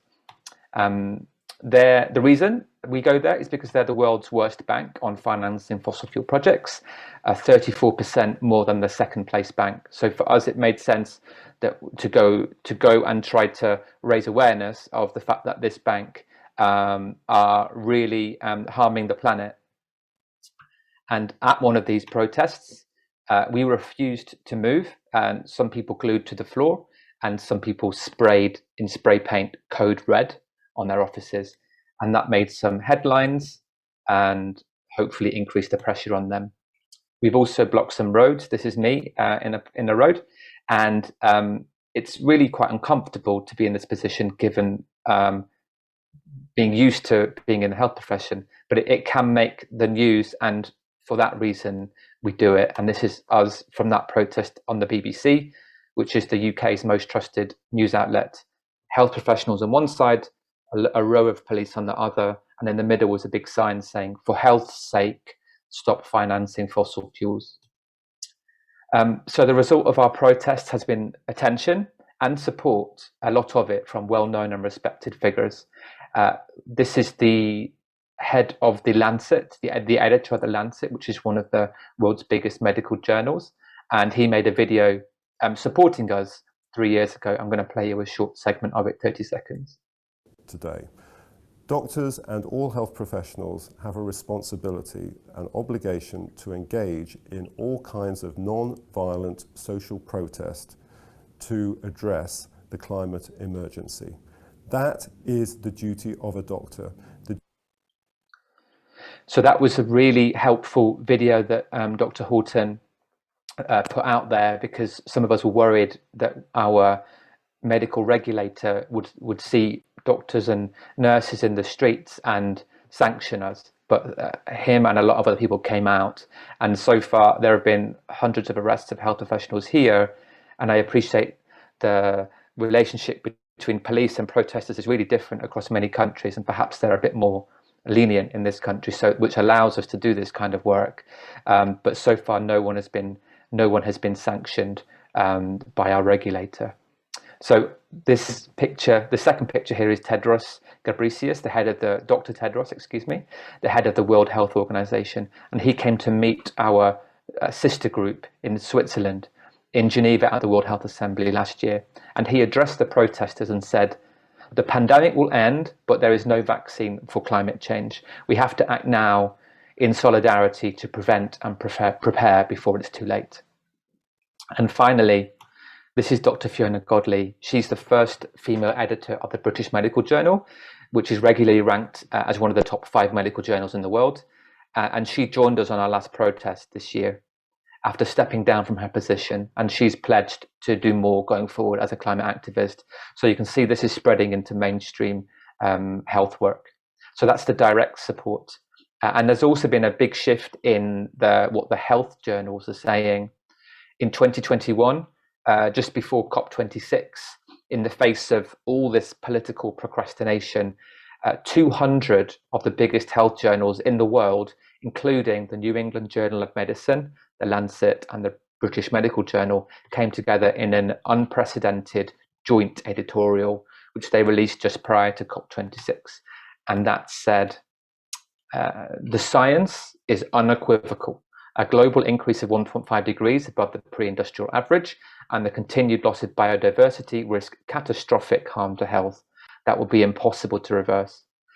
Now, the point here isn't about the words, it's about the fact that 200 journals got together with a joint editorial. And think about that for a second. Imagine all of the newspapers in Panama or whichever country you're in coming together, setting aside their differences to write a joint editorial. And this just doesn't happen unless people feel desperate. To me, this is the medical journals screaming. There's been more stuff from some of the institutions in the UK. We have these things here called the Royal Colleges of Medicine, of Surgery, of Pediatrics. And these colleges, they wrote to our Prime Minister calling for an immediate end to new fossil fuel licenses, to subsidies for oil and gas extraction, for an end to all new oil and gas development, and to deliver a managed and equitable energy transition. And that was signed by the British Medical Association, the Royal College of Physicians, the Royal College of Psychiatrists, the Royal College of Obstetricians and Gynecologists, the Faculty of Public Health, and the Royal College of Pediatrics and Child Health. So really mainstream organisations calling for an end to new fossil fuel projects. And as part of that letter to Boris, the head of the Royal College of Physicians, Professor Andrew Goddard in the UK, said, "It seems utterly wrong at a time when the role of fossil fuels in climate change is better understood than ever that anyone should think drilling for oil is a good thing. The climate change we're witnessing is on a scale that is already harming human health and will only get worse. Any short-term profits will be forgotten by everyone living with the consequences." Now, this is my colleague, Dr. Sarah Ben. Personally, I've been arrested 3 times and been given a conditional discharge of 9 months and to pay a fine. But my colleague here, one of the most mild-mannered people I know, has been arrested, I believe, more than 10 times. She hates confrontation, but she can't bring herself to do anything else but face this head on. And she was put in jail for 8 days last month for breaking bail conditions to attend a protest. And this was her statement to court. "I don't want to be here. I shouldn't have to be here. I should be enjoying life with my dear husband who sat right there. A good citizen who's worked hard all of his life. A good, decent man who donated one of his kidneys to a stranger. A good, decent man who was also in court last week for sitting peacefully in the road. I should be with him and our beautiful children, enjoying long walks, chatting over coffee, and doing our little projects, not worrying so much about our children's future in a world of climate and ecological collapse that we're compelled to break the law, disrupt and upset people, all the things we really, really dislike and don't want to do. I won't be silent. I won't be complicit. I won't be a bystander as a catastrophe unfolds." Now, I'm going to show a really, really quick slide of the health impacts of climate change, which I think you've probably heard a lot about already today. So we have climate change driving heat waves, which increase ground level ozone, pollen allergenicity, and smoke from wildfires. They drive respiratory disease. Cardiovascular disease comes from the smoke, that same ground level ozone and heat stress from the heat waves. And all of these effects from flooding and drought and reduced work capacity and fires and so forth, combined with ecosystem collapse, to mean that you're getting loss of crops, which leads to starvation. And then you have flooding leading to sewage and nitrates being washed away, producing chemical poisoning along with algal blooms. And the changes in bacterial disease patterns cause diarrhea. And then you have changes in vector-borne diseases causing increase in things such as dengue fever. And all of these things drive poverty and loss of habitation, which combine with that starvation to lead to mass migration, which we see. And the consequence of these is conflict. And if you want to put my money on the table and say, where is the biggest threat? I think it's conflict. And this is something that military people agree with. This is the former Chief of Defence of the Netherlands, General Tom Middendorp. He felt so strongly about it that they set up the International Military Council on Climate and Security 3 years ago. And here's what he said. Climate change already poses significant risks to global security. It's a time to act. More and more military leaders are raising the alarm. And I put this slide in because often environmental matters are considered to be things for woolly-minded people who wear sandals and have beards. And it's not like that. Military people are often considered to be serious and right-wing individuals. And that's not meant to be derogatory, but it just shows that this is a cross-party thing. And obviously, business as usual is not fixing this. All of these summits have not led to the reductions in greenhouse gases that we need. And I believe there's only one way we're going to fix, or I believe that we cannot fix this problem unless we face it and confront it in slightly more socially awkward ways. And I don't like protest. It makes me cringe. But I think it's a fundamental part of what we need to do. I don't see us changing quick enough without it. And we are reaching a social tipping point, hopefully. Young people around the world especially, they won't let adults steal their future from them without a fight, but they need adults in positions of responsibility to stand with them. And I'll leave you with a quote, which is from a theoretical physicist. He said, "If I tell you the room is on fire and then calmly sit down and drink a cup of tea, you're not going to believe me, are you? If we're not acting like our lives depend on systemic change, why should the public trust the science that says it's necessary?" Thank you.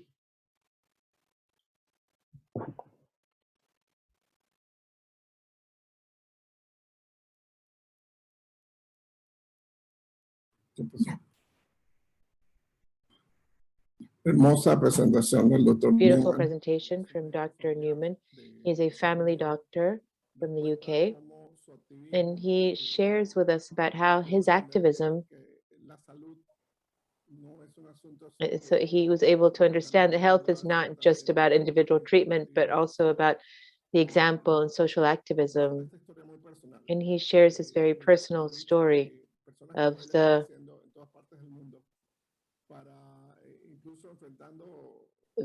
actions that have been taken around the world, even facing being detained, being arrested. He says he's been arrested on 3 occasions. He shared the case of a doctor who was arrested 10 times and who has been detained for 8 days, because they need to draw the attention of the large businesses to this hypocrisy that Dr. Bayadis was talking about before, and all of the sacrifice that is being done in many countries in the world.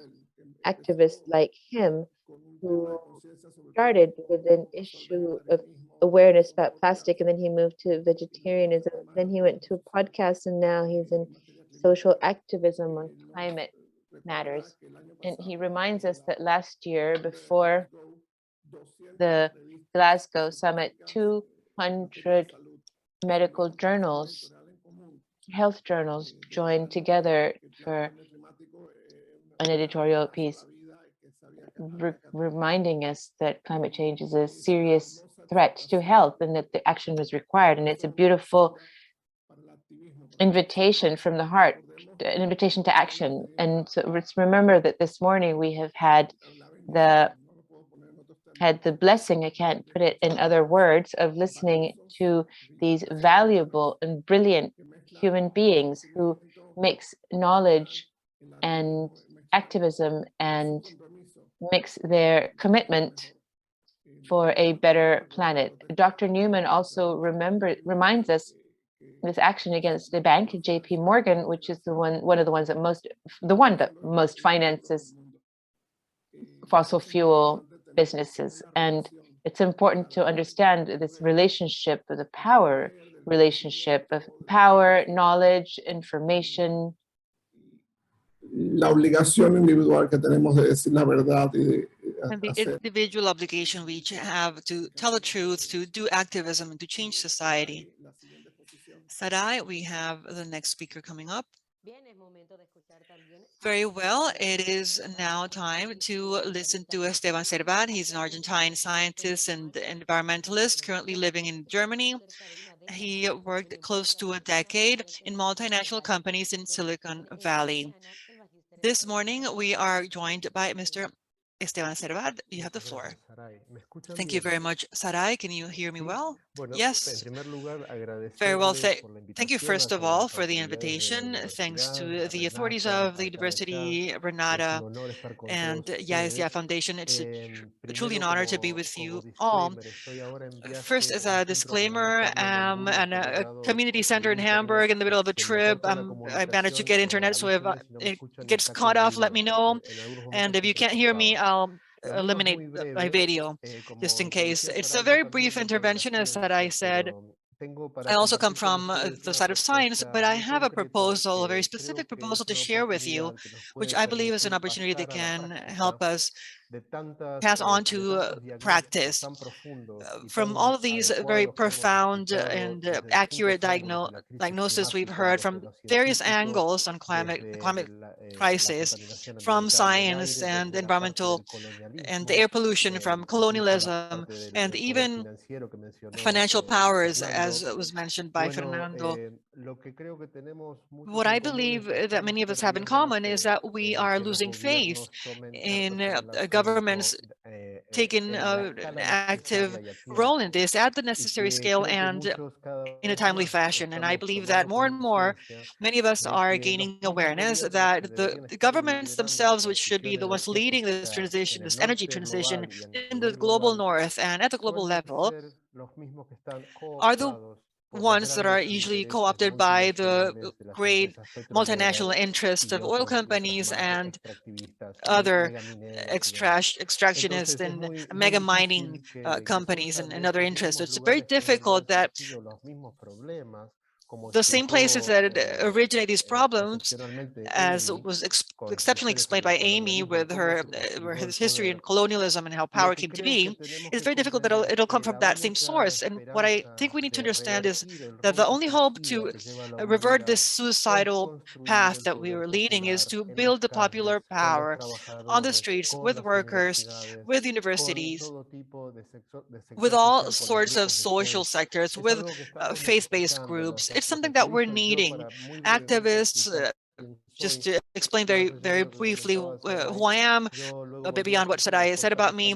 After being in with these monsters in Silicon Valley, I came back to Argentina, and I was involved in an ecological project until fracking came along. Then we did a platform called Econix, where we filtered secret information from the Mendoza government in Argentina, which revealed pollution in water that served to build a large movement against fracking. And in fact, on my way to give a talk in Hamburg, this is why I'm in the middle of a trip, and we suffered great repression and political persecution, criminalization, death threats, and that is why I've been in Germany for the past 3 years.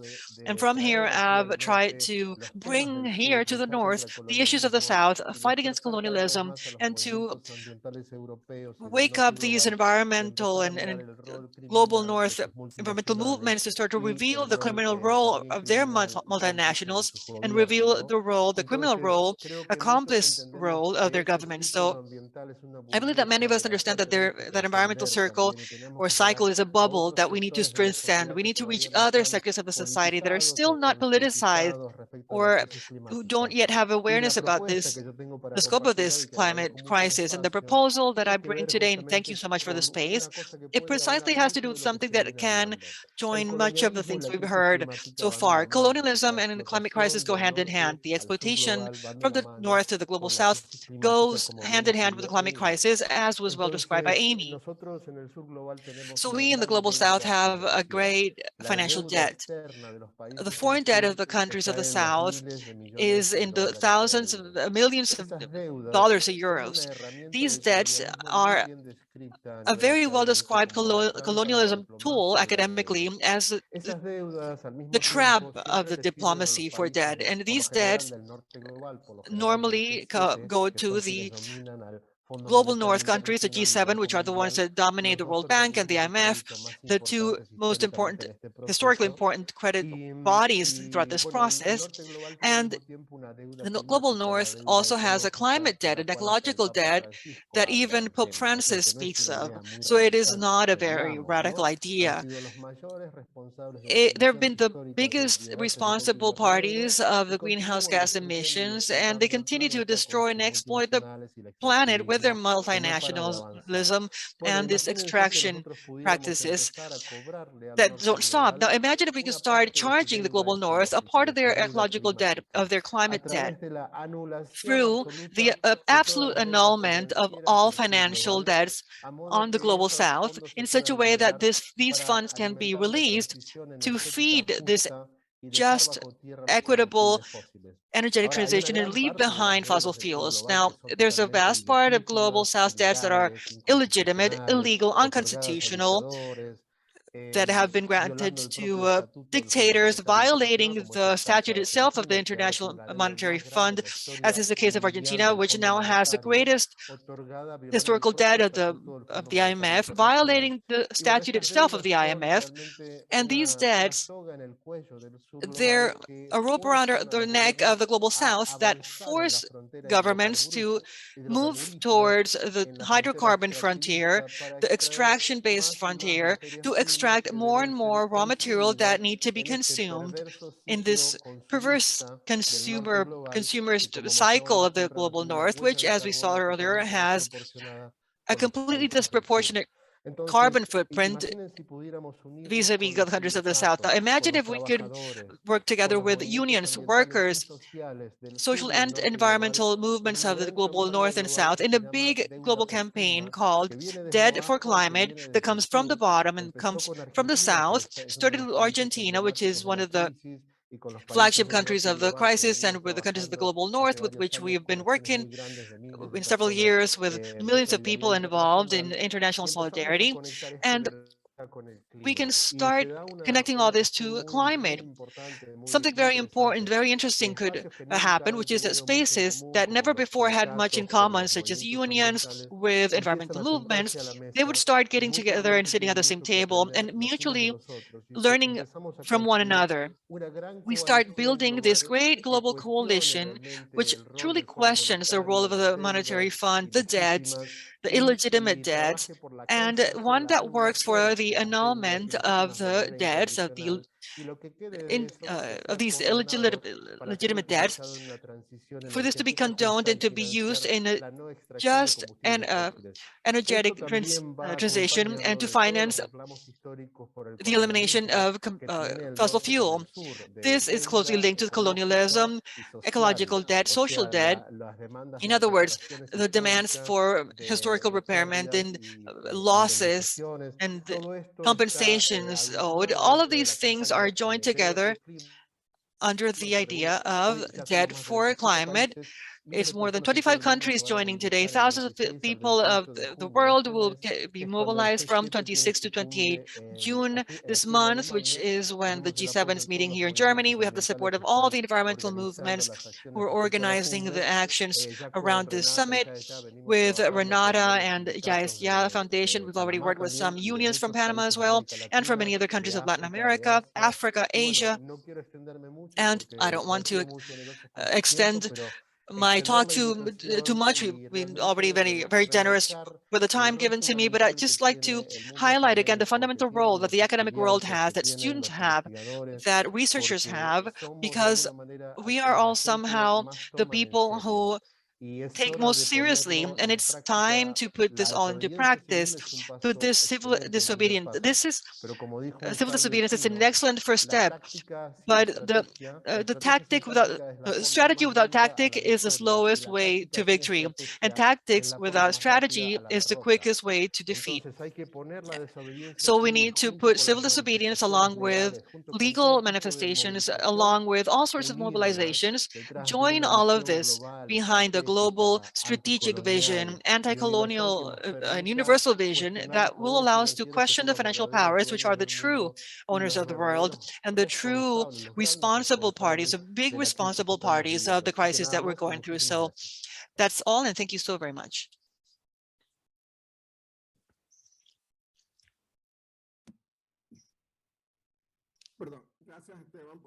Thank you very much, Esteban, for such renewed take on all this. It's a perfect conclusion for such an enriching morning. Approximately 30 years ago, there was a neoliberal effort called exchange for debt for nature. It occurred in Bolivia and Panama. In Panama, 3 exchanges occurred as well, a ridiculous sum. We reached $35 million. The public debt is $43 billion right now, possibly a bit more billion dollars that have been hidden around by the governments, as is customary with our government. So the proposal is necessary, it's justified scientifically, historically as well. And I believe that it's a proposal that is rational, reasonable, that truly can fulfill the agreements of the goals of the Paris Agreement and human rights, and can also work for human dignity. In some scenarios, especially the ones of the most developed countries, their universities, their thought bodies, they also talk about eco-dictatorships.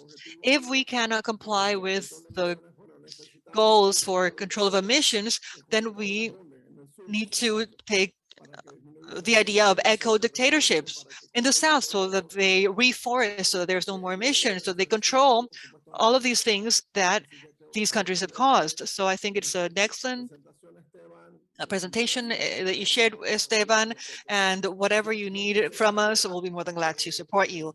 I would like for the group of Yaesya Foundation that, I don't know if you could share your views, or not, if you could maybe speak on their behalf.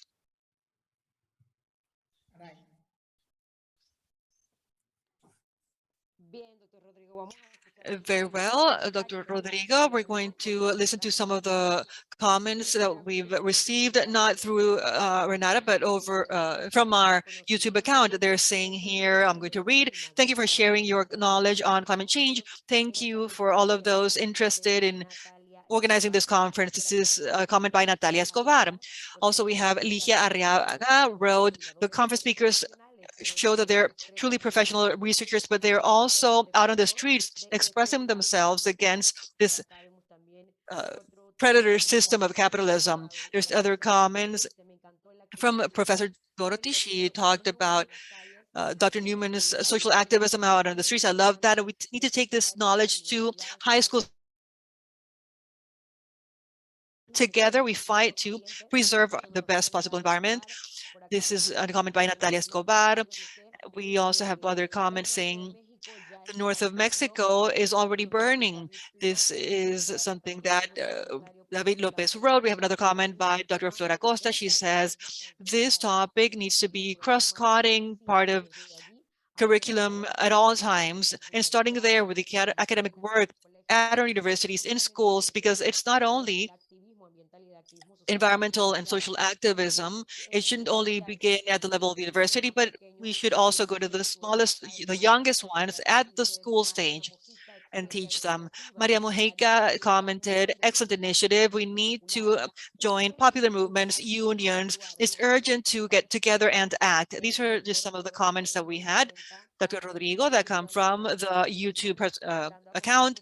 Many people sharing their views and thanking each of the conference speakers because they have undoubtedly shared their knowledge this morning, and they've made it evident that it's not only about talking about activism from our desks or school classrooms, but it's a matter of going out to the street and make ourselves heard, because not everyone can speak, but we can be that voice that supports the others. And these are just some of the comments that we've read through the YouTube account.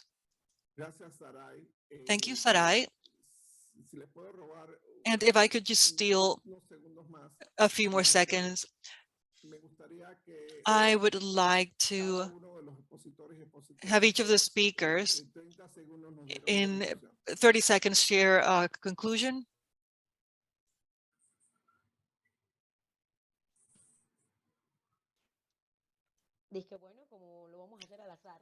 Okay, let's volunteer someone. Let's start with a lady. Let us go with Professor Amy Woodson. Professor Amy, you have the floor. Well, I want to say thank you again. And I actually have a message from from Renata, who unfortunately fell off of the Zoom.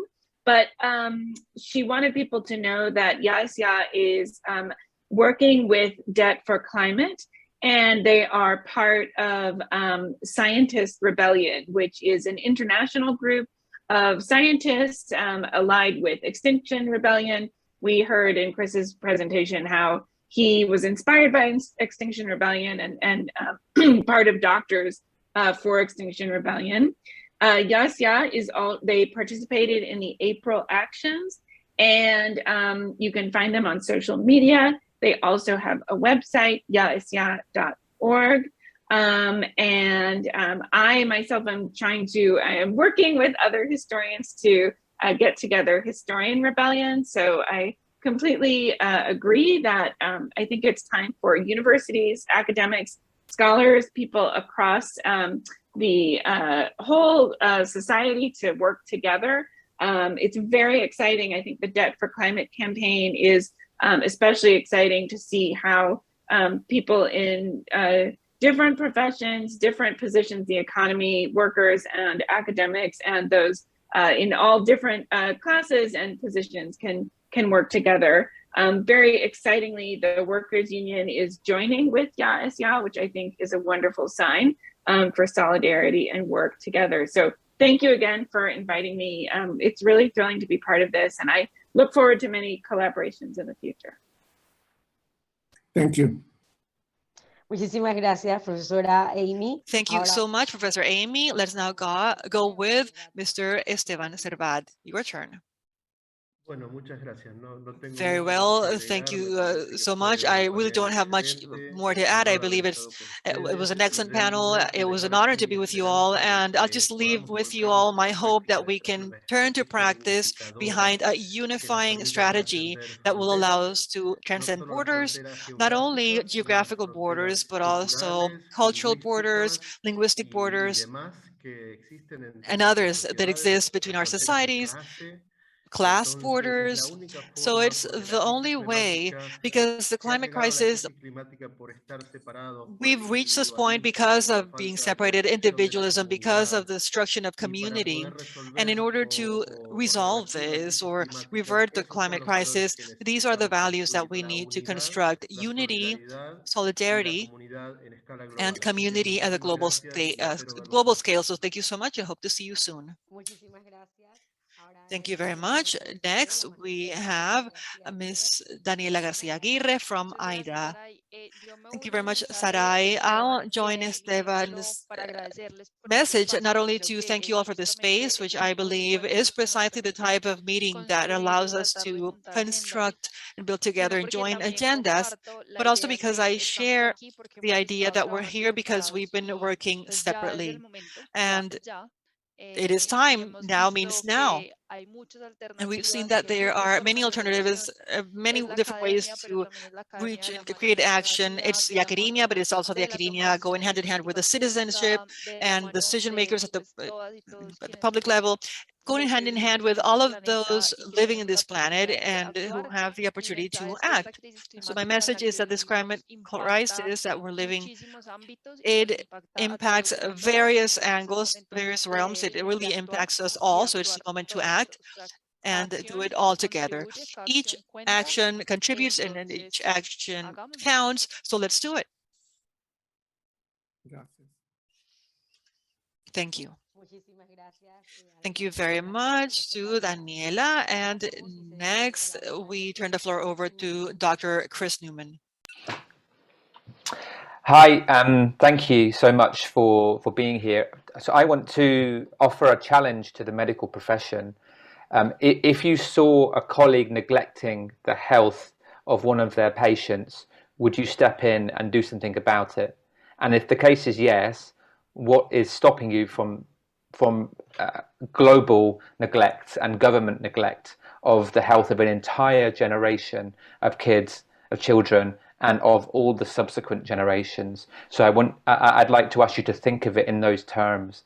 And if you want to hear more about our organization, please get in touch with us at doctorsforexile.com. Thank you. Gracias, Dr. Chris. Vamos a dar el turno entonces al Dr. Fernando Bayadis. Thank you, Dr. Chris. Next, we have Dr. Fernando Bayadis. Hello, well, I'm in the dark here. Let me just get a little more light here. The truth is it's been a very interesting afternoon with very powerful messages. I'd like to reinforce the role that the science plays in all this. I think we need to call on everyone, starting with ourselves and starting with all of our colleagues, indeed, relatives, friends, but also within our area of influence for things to be said much more clearly. I think that in general, we're not aware of what's at stake, and we are going along with an inertia where we just let things happen more or less as they've been happening so far without being aware of the fact that time is running out to make important decisions to change this path where climate change is threatening our well-being, first of all, and eventually the survival of many of us, or even the whole of human species, as tragic as that may sound. I think we also need to look for not only that transparency, but also cross-cutting issues that join us, that unite us, that allow us to reach common goals. And I believe one of these areas is health, particularly. Whether we're left or right, if we have more money, less money, whether we live in the north or south, old or young, we're all concerned about health. So that is why in my presentations, I many times highlight the connection between environmental degradation and climate change and our health. It is a present, it's not the future. It's today when people are dying, people are getting sick. Many of us are getting sick. And it is today when we need to take on measures because of this urgency that it's affecting something so directly. And we need to be brave, which would be my third idea. Transparency, connection to health, and finally, bravery. To break away with our ties to the past and to put the priority of the mitigation of climate change ahead of temptations, economic temptations, and economic falsehoods, or even economic models, which are the ones that have led us here. And if we don't do something decidedly, they will continue to lead us to more and more problems. So you can count on me with my webpage, bayadis.info, and from my channel for Health of Humanity and my effort to disseminate all this. We can join forces. I can act as a connection with Spain and other countries. So we try to speak a similar language that can lead us to common solutions. And thank you very much for this initiative and love and fury, as we say. Gracias. Muchísimas gracias, doctor Thank you Valladares. very much, Dr. Bayadis. Dr. Rodrigo. Yo me siento sumamente privilegiado. Yes, well, I feel extremely privileged for having had this opportunity. Los 7 años que era activista ambiental. I've been an environmental activist since 7 years of age because of a mine that was going to be built in a part of Panama close to Costa Rica, and my mother's family, they grew in a little town that would disappear because of a copper mine, and I learned how to be how to do signs and paint cloths to go to protests since 7 years old. I'm an environmental activist since the age of 7. So everything really is tied together. I studied a discipline that is not taught in Panama. Environmental law is not taught in Panamanian universities. In many parts of Latin America, it's still not taught in universities. And the whole issue of activism, it's difficult when you present yourself professionally. You need to put all the items on the table. Well, I also do this and I do that as well. And well, yes, I'm also an activist every once in a while, because this is a critical moment for humanity. The aspect of hypocrisy, it's very strong. All governments, all the big companies, all universities, they already know what needs to be done. Everybody has a knowledge already. They perfectly know what needs to be done. We, citizens of the world, we need to demand that they do it somehow or other. I put my email address there in the chat box in Zoom. I would like to continue the conversation with all of you. Let's do 1,000 events, let's inform the public, and of course, with Udela's University, thank you for this privilege. Thank you for this climate empowerment event. Thank you for the opportunity to knowing all of you, and I'm at your service always.